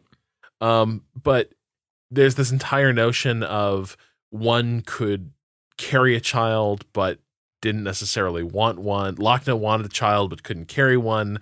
Mama could but didn't want to have a child, so she was going to be the surrogate, but now she feels guilty. And also there was, Lochna had a partner that died during all the stranding shit.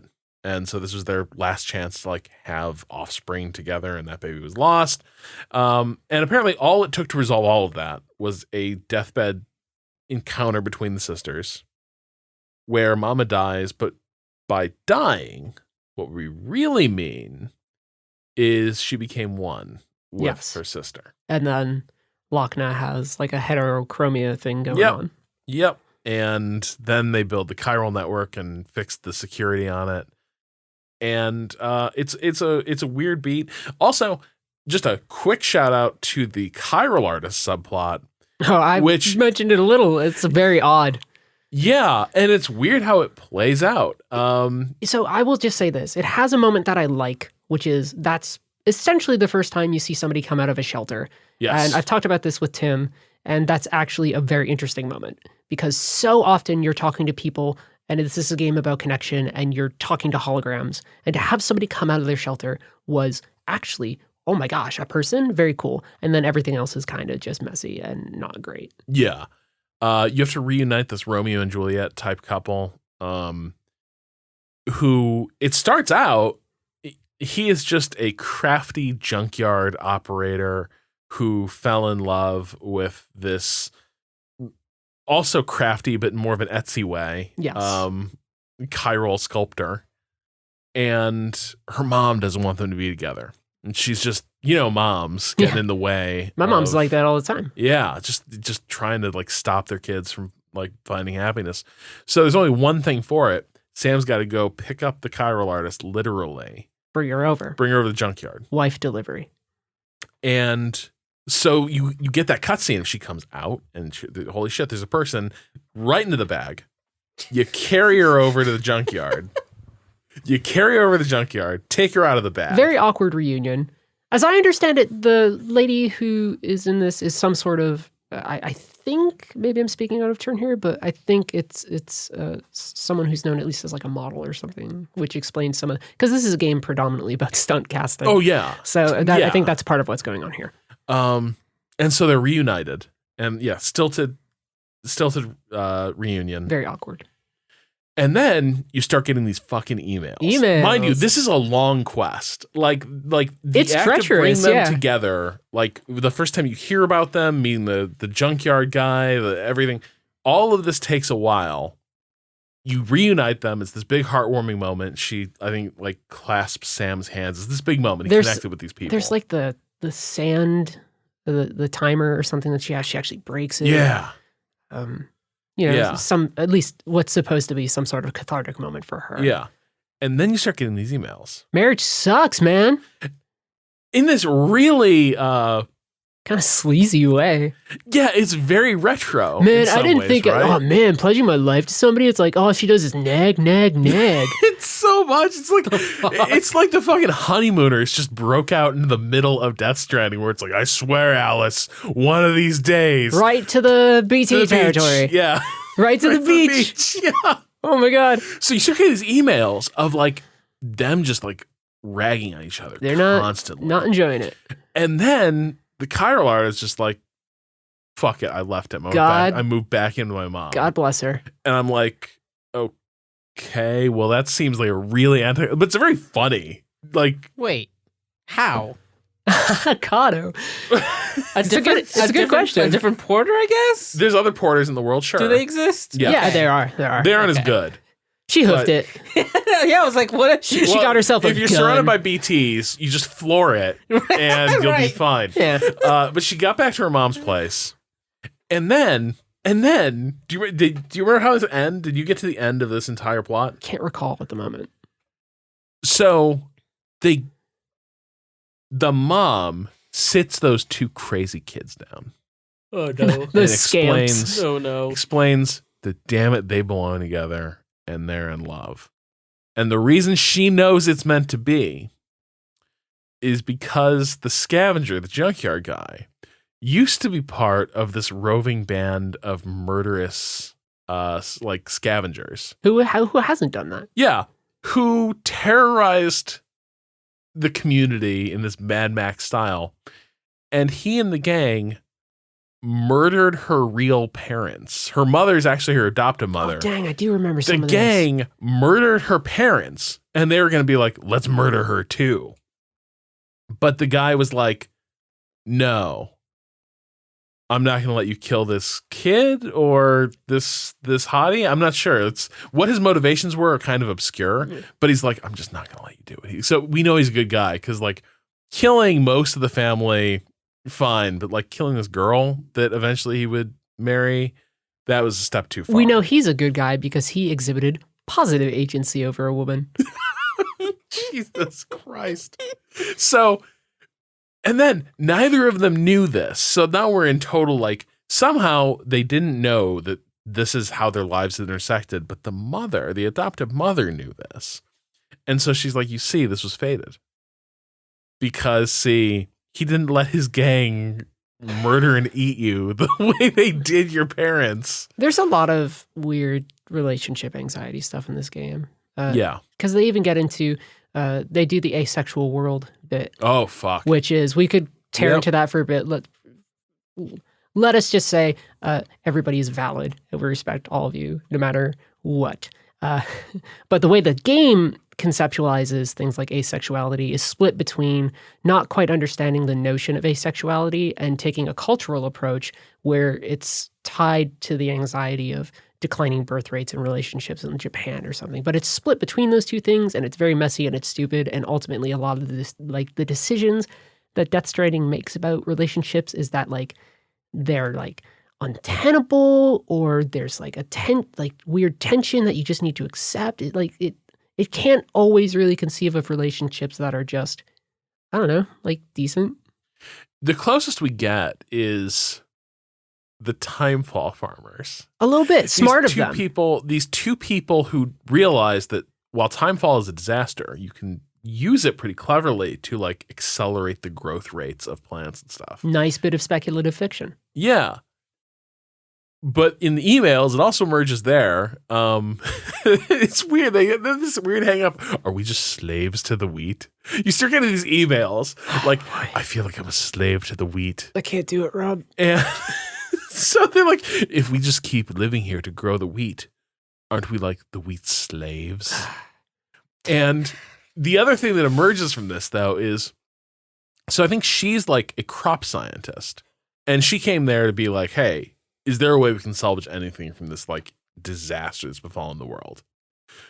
My guy was like, yes, we can, my love. With your botany skills and my craft brewing techniques, we will raise the wheat and the hops, and I will brew beer. And this is how the monster energy in Sam's like barracks room is replaced by craft beer. I didn't know this. You complete the quest. I just made a terrible face. Oh my God. Yeah, you complete their quest and like help them like bring in their beer crop. And the monster goes away because they've sent you a sixer of Timefall Farm Porter. Oh, I would have laughed if it was Timefall Farm Porter, eh? But I still would have liked if it was like a brand. If they were like, yeah, they brought you some Lagunitas. Yeah. You're like, man, you're from Brooklyn? What's going on? They sued all the other Timefall Farm beers. Well, Lagunitas isn't for Brooklyn, but you know what I mean. Some craft beer bozo. And then you start getting all these quests. People are like, just bring me that beer. I need the beer. Oh, Mads Mikkelsen, bring me the beer. Bring me my BB and the beer. I want my cold one. But yes, that's probably your healthiest relationship. And then I guess there's the mountaineer and his wife that you just got to bring the medicine, and she's... For a game that's so, I think, fundamentally enamored with other people and like the fundamental worth of people, it really does just dance and trample and stumble all over some of the interpersonal stuff, doesn't it? Yeah. And I think part of it is just the way you interact with these stories is so contrived. And in some ways, the emails feel like an attempt to course correct, being like, wait, there's no story here. They're just sock puppets at this point. So we need to create some context. But what that ends up doing is creating a really weird disparity between what you've observed firsthand and then these really confessional emails. Like you go talk to someone, it's like, great, I love this item you brought. It's just what I wanted, and it doesn't look too damaged. And then you get emails that are like, hey, since you came by here, I gotta be real with you for a second. Yeah. My business is not doing good. So you know that girl you brought me? I kind of want to send her back. Yeah, so like, here's my private Twitter. We can talk about this later. Thanks, Sam. But nevertheless, we put all this stuff back together. We go through this world and we connect up this network pretty well. And then we have to cross the, what is it? Like the Great Void or whatever. I don't know, that big old stretch of tar ocean. And you know what? I like this moment. In terms of what it does mechanically, very interesting decision. Yeah. Because there's a way, so it's basically an impassable bay, or really sea, of just that gooey, gross tar. Yep. And you have to figure out how to get across it. It's one of the closest things this game has to kind of like a puzzle. Jesus. And the solution is Hardman had to solve it for me. Oh, really? Oh, yeah. Oh, no. See, where I messed up with the gun, because I'm a bloodthirsty fool, I got this one very quickly. Okay, yeah. I definitely was just like wandering around. Did he call you up and was like, you got to get grabbed by the ghoulies? No, what he's like is, man, I just can't think of any way you could cross this tar ocean. But maybe you've seen something where things emerge from a tar ocean. All right, there you go. And I was like, oh, so I got to trigger a boss Yeah, fight. so the solution is ultimately to actually let yourself get grabbed by BTs. Yeah, and race out there and then run across the ocean. It's a pretty intense sequence. Yeah, and it's pretty cool. But you get there and now you are in it. It's time for your big showdowns with Higgs. Yes. Giant boss fight. Huge giant BT where you are mostly shooting at it with rockets. Yeah. Which is, it feels so different. And yet at the same time, I was like, okay, I'm okay with the spectacle. It feels really claustrophobic. Like in that space. That space is not very big. Yeah, and so like the thing is huge. Also, it's wearing Amelie on its heart. Yes, and like Higgs is also popping out from different parts too. And being like, "Haha, Sam. Oh, Sam. Yeah. It's doomsday." Yeah. Yeah, I'm sorry, Yeah. Kato. Yeah, he says it. Is this the only time you get rockets? Is this like a one-time thing? Or is No. By the end of the game, it's like it starts to become a video game. Also, the game starts being like, you're connected to these other players. They're here to help you by delivering rockets. Yeah, they kind of pop up. But it's all smoke and mirrors. Like you aren't like at no point can any player realize someone is having a boss fight and provide rockets and ammunition. It's just the names of people. It's like the people at the end of near. Yeah. People don't help you really, but they're still helping you. Right. But like when you get a random Estes walking around, it's just like, oh, here's this game is Dark Souls. Yeah, it really is a lot of Dark Souls in this game. You blast the fuck out of the giant BT. Hell yeah. And then you go into the beach zone where you got one boss fight first. Yeah, which is you got to run around and do a little fisticuffs with Higgs. He's got a gun, and you mostly got to pick up luggage and hurl it at his noggin. Yep, and then just kick his ass. The first fight feels it's not nearly as good. I see a lot of DNA from the boss fight in Metal Gear Solid 3. Of here you are, two people in what is ostensibly like just a large field of some kind, and you just got to go at it. And then you kick his ass because it turns out the gun doesn't work real well. He brought a gun to a luggage fight. Then it becomes Metal Gear Solid 4, where it's just how's your CQC? It's Solid Snake and Liquid, except this time it's the actual health bars show up like you're playing Tekken. Oh my god, yes. Which is an astoundingly either stupid or fantastic moment, a little bit of both. And then you get to do the like fight night. So very rock and sock. And you hit them in the jaw, and they do the slow motion. It's bananas. So they punch each other in the face until you win. Also, though, when you stumble on Higgs in this setting, he's kneeling at the feet of Amelie, who is then like, "Oh dear, no, I am abducted. Oh, I've been captured. This is out of control." It's very odd. Yeah. What's up with that? I will say this. I want to say during the fight where they're doing the punching, it's another one of the few moments where Sam gets like a genuine moment of himself, where he's just griping about everything he's gone through. He's like, "Gotta run over here, deliver this, Sam. Fucking sick of it." And you know what? Yeah, dude, good for you. Like, you have been some political pawn. Everybody's wanting to take your BB. I don't know. I like that moment. Yeah. And then you whip his ass. And all the myth, weird, heavy lore stuff comes. Yeah. Fragile shows up to dispose of Higgs how she wants, and you get the immortal line. Oh, I brought you a metaphor. Because she brings Sam Higgs's mask. But not a very good metaphor. She's like, you should use this as a warning of what happens if you... Yeah, I don't know if she really understood, that what a metaphor was. She's like, you should like put this on a stake or something and let people know what happens if they stray from the path. Not great. I'm like, is that what happened here? I mean, he didn't almost stray from a path. But it is a very both. I will fully disclose that when that line was said, I went, "Oh fuck you!" Oh yeah, I was thrilled. I was so happy. But also, I was like, "Thank you. This is great."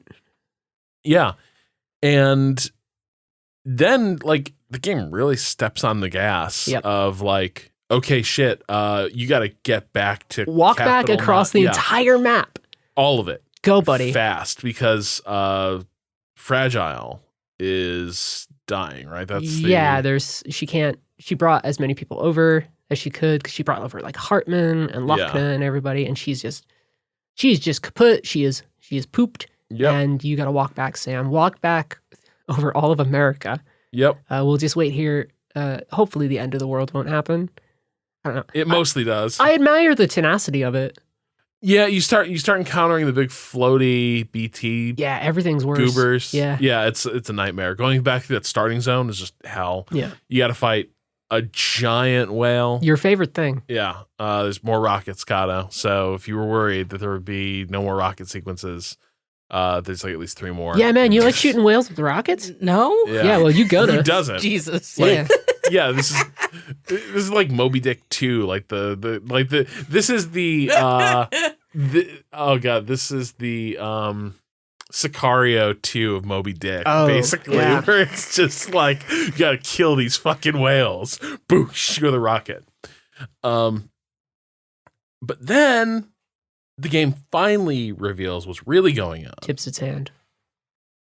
Which is that Amelie is an extinction event.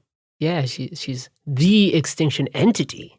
There is no, like, nobody ever saw the Bridges 1 expedition. Like, it existed, but like nobody on the expedition ever saw her as part of it. Bridget Strand was the only person anyone ever encountered, and then there were just pictures of like, oh, here's Amelie, who is just this extinction event who lives on this beach. She's also technically, and they really hammered home by using ha and ka, which are Egyptian terms, as I understand it. Correct me if I'm wrong, internet. But she is also partially, to some extent, a projection of the soul of President Bridget Strand, which sounds more complicated than it is. Yeah. She's just a soul who also happens to be Strand's daemon. Sort of, yeah, or like a tulpa or something. Yes.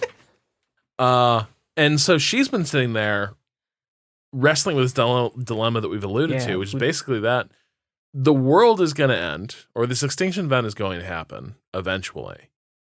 And but she is the extinction event? She's the person who makes it happen. Okay. So her whole struggle is, it's like, you know, hey, I'm death and my job is to kill people. Oh, whatever, right? Like, think about it in that context. Like, literal anthropomorphic or, you know, people who represent certain concepts.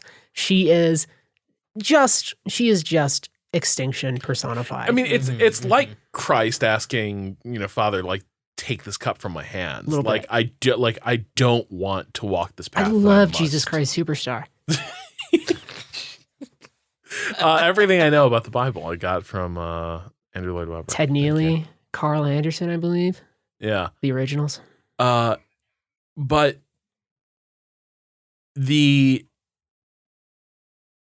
she wants to be talked out of it, or she wants to hear the case for why, if an extinction event is inevitable, why shouldn't all just happen at once? We just put everyone out of their misery. Yeah, and I suppose we should establish that, like, for her, the thing that she has to do is as certain as gravity.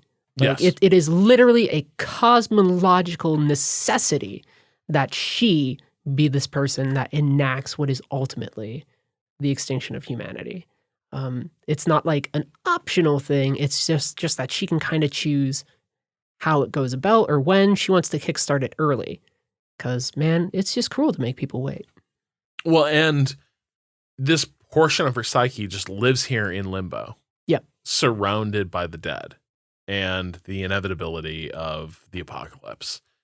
And it is hard to keep it at bay. She is a bit like this is very Ava in some ways. Yeah, absolutely. Where she is very much the I will stand here for all eternity. And she's in the Ava. She's Yui. Yeah, kind of. Except maybe, sorry, I don't know. Lost track of the plot there. Yes, me too. But there is this element of her holding this back and not having it all happen at once also requires a great deal of psychic energy for her. Like, it is difficult for her to keep this moment at bay. It's going to happen slowly, or it can happen fast. It'd be easier if it happened fast for her. And if it's going to happen anyway, what's the point? And so there's a really long sequence. We've always had these flashbacks to her and Sam encountering each other on the beach when he was a child. Gives him the dream catcher. Yeah. And they finally have this exchange. And I think it's a pretty affecting exchange. It's the most vulnerable we see Norman Reedus. Yeah, I think the early portions of this are good. And then once it's resolved, it's a little clumsy. But yeah, the first parts of it, of like the actual discussion of like, man, help me. Yeah. It feels pretty genuine. Yeah. And like, let me like say it's okay for me to do this. Yeah. Or give me a reason not to. Like, I need help. I can't do this by myself. And if you hug her, she'll slow walk the apocalypse. And it's going to happen. Maybe there's hope. She doesn't see any, but it'll take longer. You have more time. Yeah, the concept of it's going to happen in this case is like hundreds of thousands of years, or perhaps millions of years. For her, for the universe, an instant. For humanity, a pretty decent run. So she's climate change. A little bit. It's possibly slower.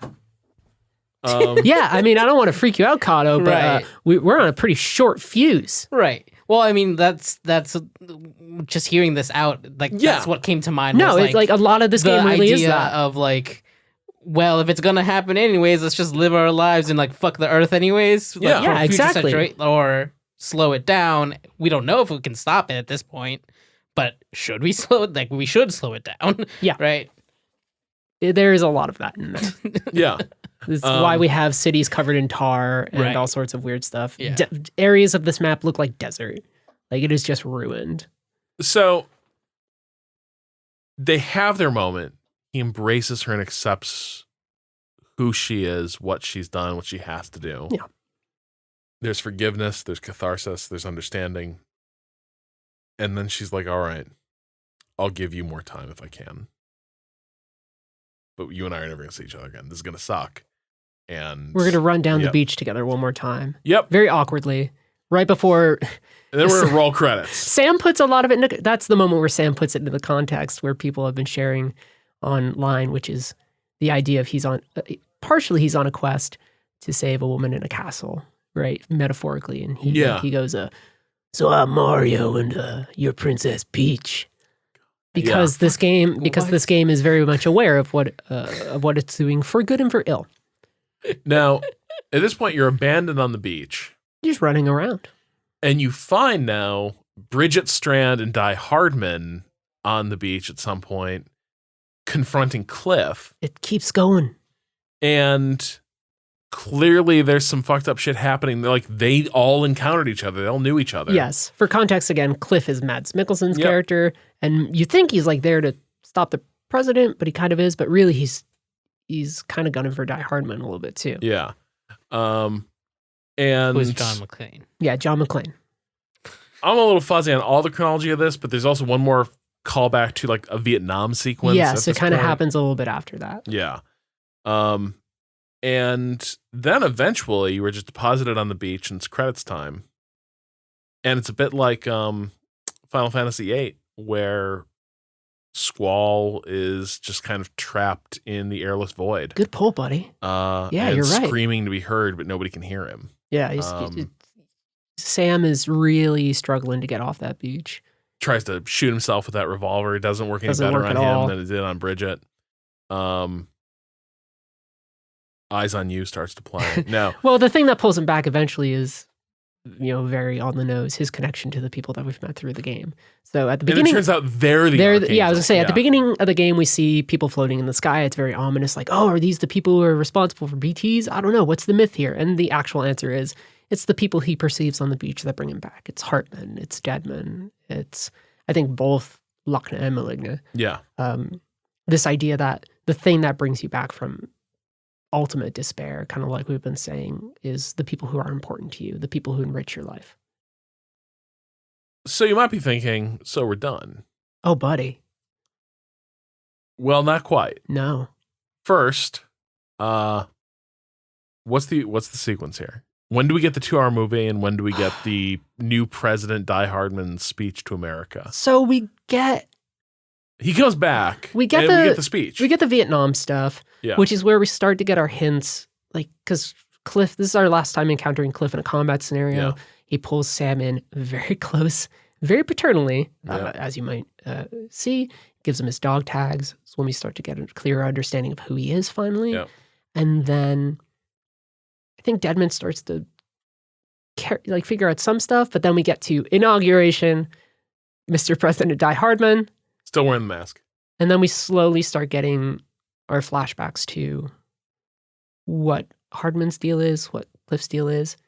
Because we get that, and then afterwards we get the confession scene, which is a good scene, very well acted, but Yeah. It's a long sequence of events. So at this point, and mind you, this all happened, like, at this point I was in full, like, review crunch. This was happening Right. morning of the embargo for Remember me. you mentioned Yeah. this. Yeah. I had played like 100 hours of this game at that point. I was like, we're done, right?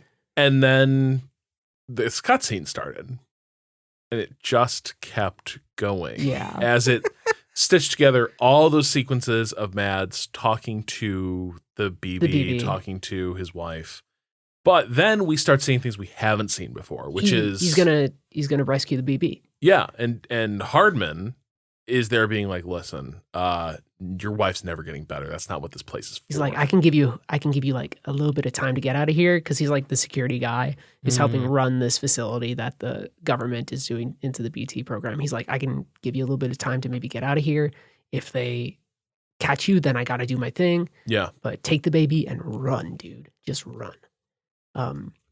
And it doesn't go well. It doesn't go well, Kato. Looking at you right now, it just doesn't end well for Mads Mikkelsen. it's a brutal scene. Like, yeah, it is a yeah. completely failed escape. Like, he's trying to escape with his kid, and he gets like 5 steps out the door. He's in a secure facility, and like Hardman is trying to get him out, but like he doesn't have that much pull. This is beyond him. Yeah.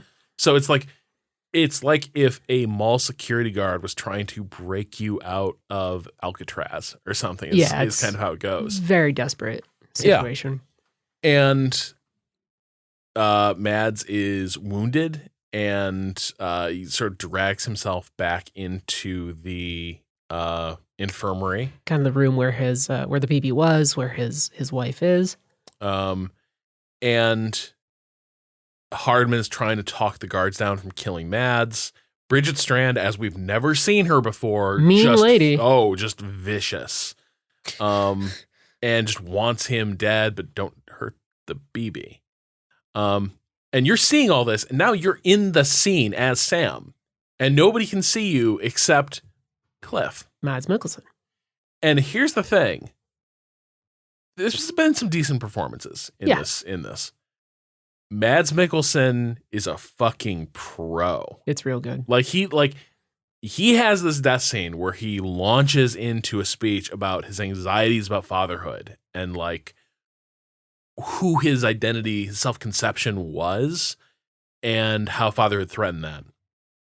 And completely sells it. Yeah. It's a really heart-rending scene. We come to the conclusion, however, that makes it clear that the BB, I forget what he says. He says, like, you're not Sam Strand. You are Sam Bridges or whatever. But it turns out, Gato, that the BB whose visions that we've been seeing at the very least, not the BB that Sam actually has, the visions that we've been seeing throughout the game are actually from Sam's past as a BB. As like a little BB. Like one of the first. And which explains a lot of Cliff's stuff throughout the game. Yeah. And Sam tries to interpose himself between what the fuck? a pistol. Yeah. What's Didn't fucking Guillermo del Toro say that they just have to? Don't they just kill the BBs when they? Oh, Sam's like the prototype BB. Yeah. Jesus. Like he is the BB. He's the OG. And I think eventually what happens too, if I recall correctly, is that the pod itself is damaged, and Bridget Strand. Well, it's when they shoot. Yeah, it's when they Cliff. shoot Mads. Yeah. She takes the baby as her own. Yeah. Raises him. Gotcha. Okay. Mm-hmm. She freaks out though. She's like, "Oh crap! You like destroyed my military equipment." And then she's like, "I guess I'll take care of this kid." And then she's like, "Oh shit! I love this kid. It's my BB too." Yeah. And yeah, so Sam's a very special, cute BB. But that sets up this conversation with Die Hardman. We finally sort of have a question of like, what are we rebuilding a shitty world that allowed these things to happen, or are we doing things differently? And then it's clear like the game's not going to answer that question. That's left open ended. What becomes of Sam in this world? What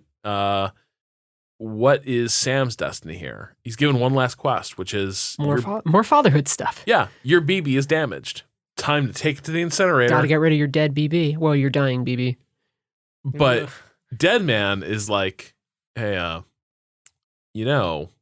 when you incinerate a BB, we just turn all the cameras and biosensors off. And you could take it out of the pod, And like, if you do that, it's like 1 out of every blah, blah, blah. It doesn't usually end well, but sometimes the BB survives. Like, what's going on with that, Sam? So Sam is like, okay, I better deal with this BB situation. Has a final conversation with Fragile, who basically is like, you could come work with me and we could run away together. We could do both those things. Yeah. And Sam's like, no, people I love die. And so he's like, off to set this baby on fire. So see ya. And Just the people that Sam loves. Everyone else is fine. Yeah.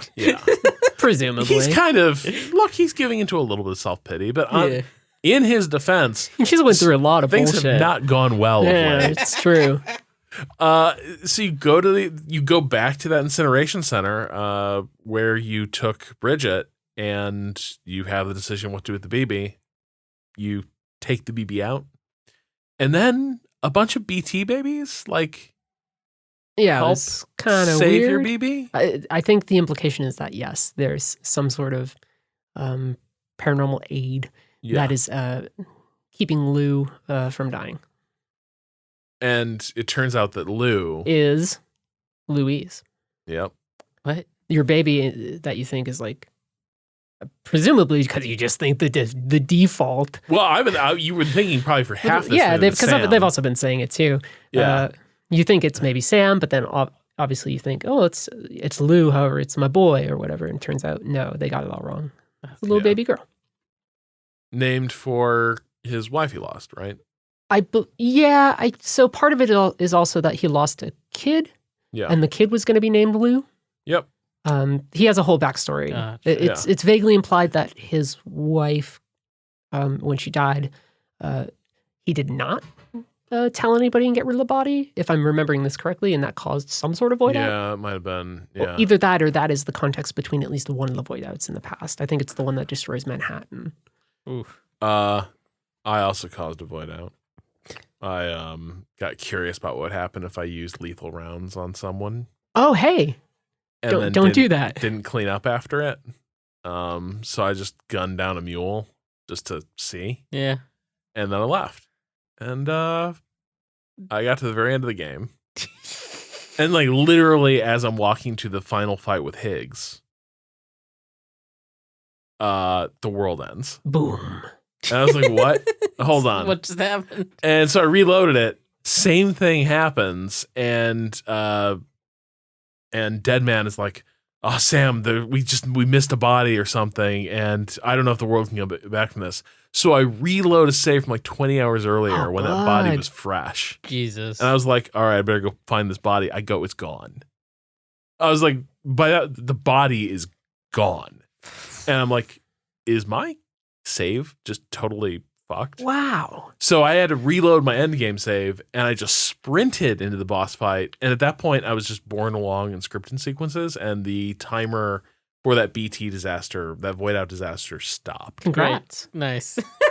But anyway, so it turns out the void out thing is not something you just mess around with. No, you don't. You're not treated lightly. I admire the game's stubborn consistency to its weird lore and quirks. And so the game ends on that kind of ambivalent, hopeful, but wistful, we see a rainbow. Yeah. Do you remember what's important about the rainbow that we see? Was it in Jesus Christ Superstar? No. It finally has the color blue. Oh, right. The color blue is missing from the rainbow for the entire duration of the game. And then at the end, we finally have a full rainbow. Don't ask me what it means. I don't even care. It's the end of the game. Yeah. I've watched all your cutscenes, Hideo. Was it right side up? It was. Yeah. Okay. Was not an upside down Yeah. rainbow either. And then you enter endless play mode, where you go to the 2 or 3 weeks between before when you were brought back. the inauguration. So you still have your BB.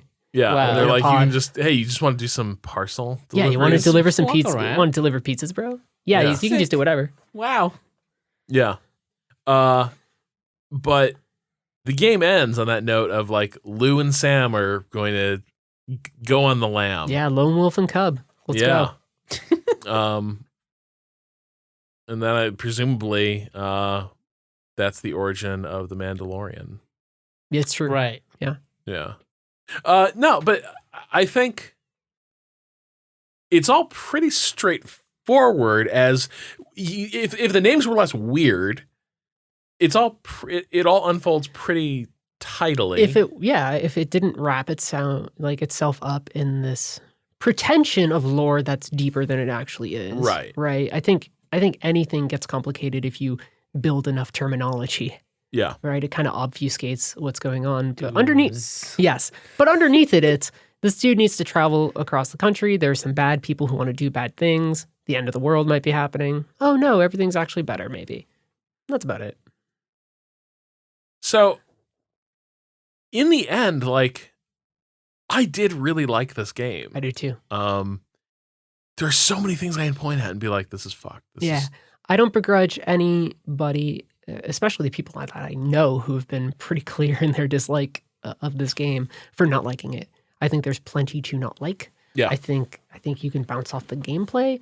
I think there's a lot of the usual problems with kind of Kojima's pretensions in terms of how much he really wants to deliver a true big experience and how much can he actually deliver on those things, or really the team. Yeah. Did you know, Rob, that auteur theory in games, I believe, is impossible because the system of at least AAA games totally annihilates the individual. So it's really a team effort. But yeah, okay, I'm screwing around. But nevertheless, Kojima certainly. There's definitely a guiding hand there, and there's definitely a lot of the same mistakes that have pissed people off over the years. And I don't begrudge anybody who gets to certain points in this game and says, "Fuck off," because I even got to those points. Yeah. I just kept on playing.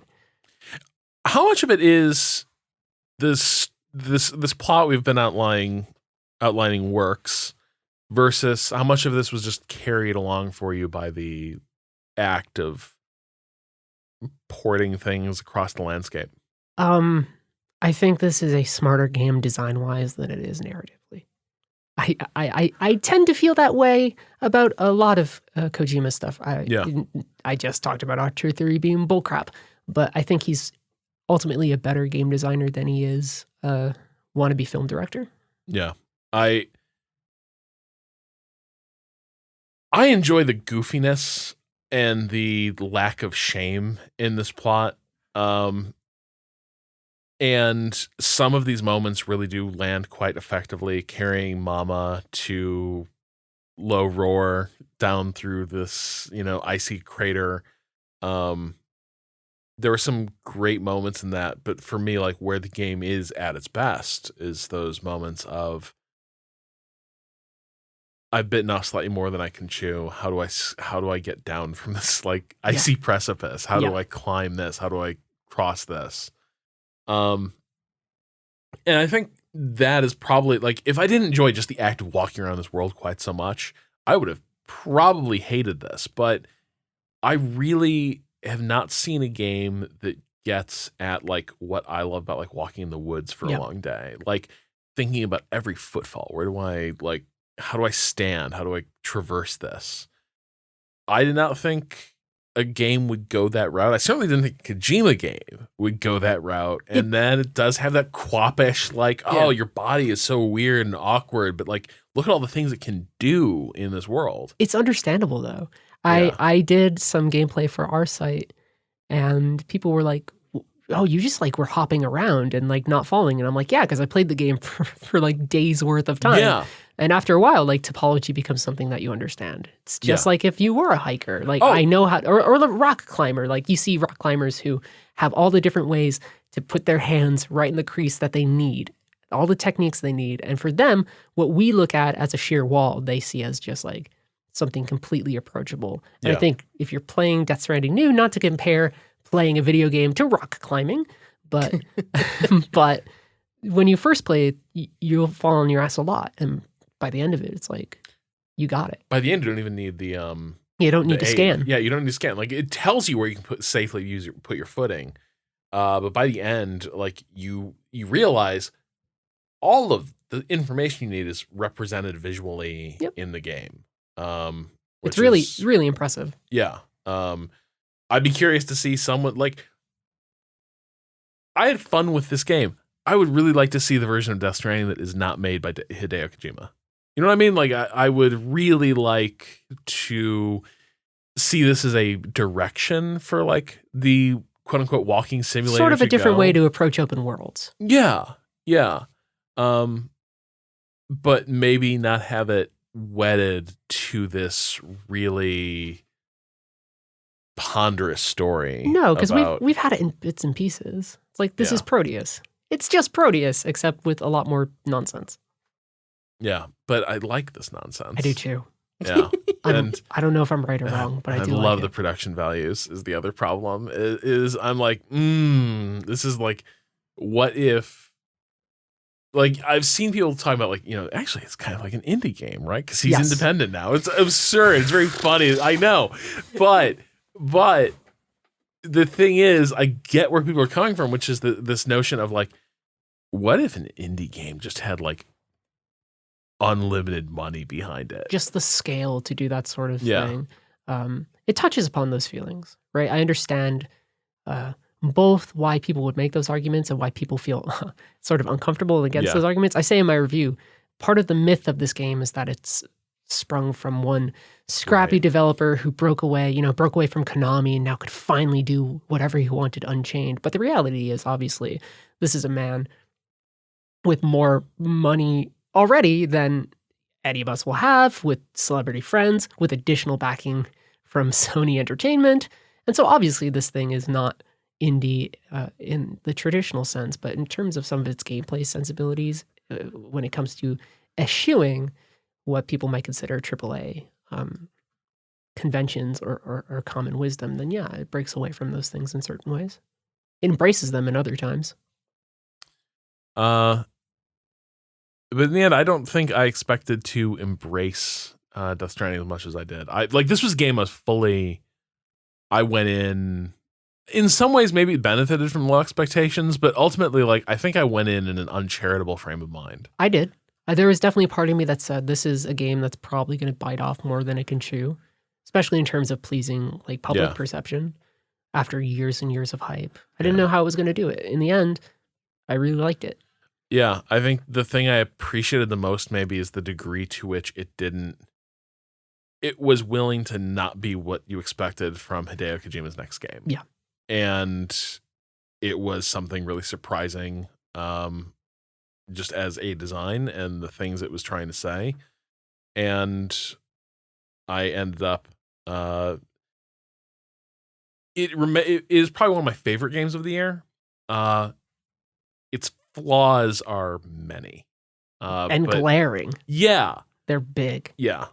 But I enjoy the swings it does take.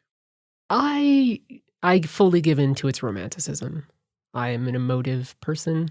Yeah. I think I pray that I'm an empathetic person. So the notion of building things together with people, of forming some sort of relationships with people across the globe, to me,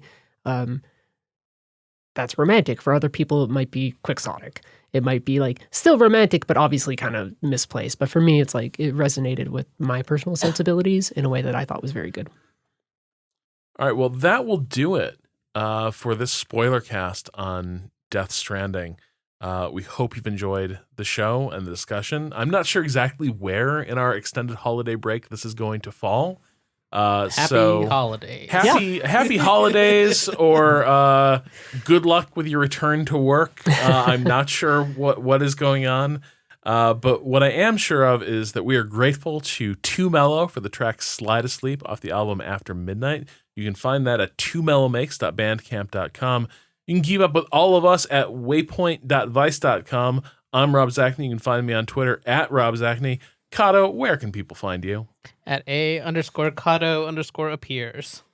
And Heather. You can read my work at Kotaku.com. You can also find me on Twitter at transgamerthink. And please be sure to rate and review us on your podcast platform of choice if it allows such a thing.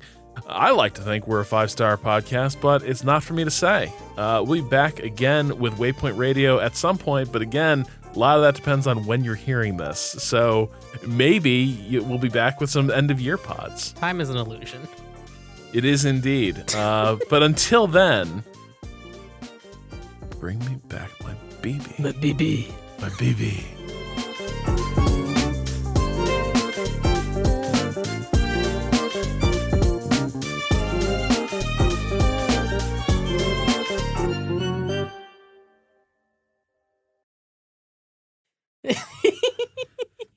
You know, Kato, I'm fragile, but I'm not fragile. God damn it.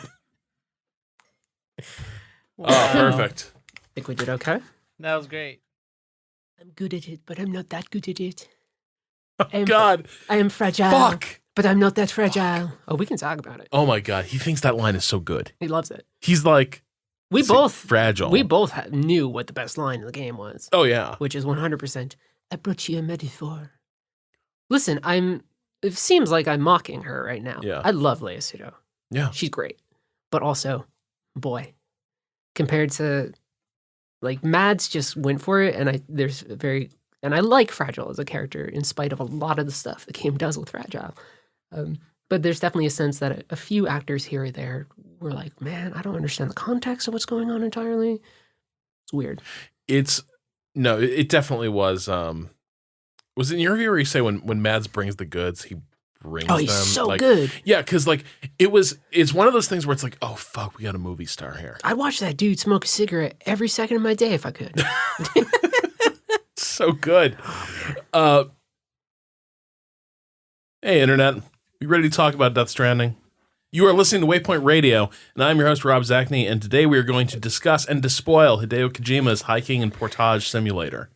Nothing is off limits except discourtesy, so if you're still trying to remain unspoiled on this game, you probably want to skip this episode and go straight to the part where you rate us 5 stars on your podcast platform of choice, because it's no spoiler that we're fantastic.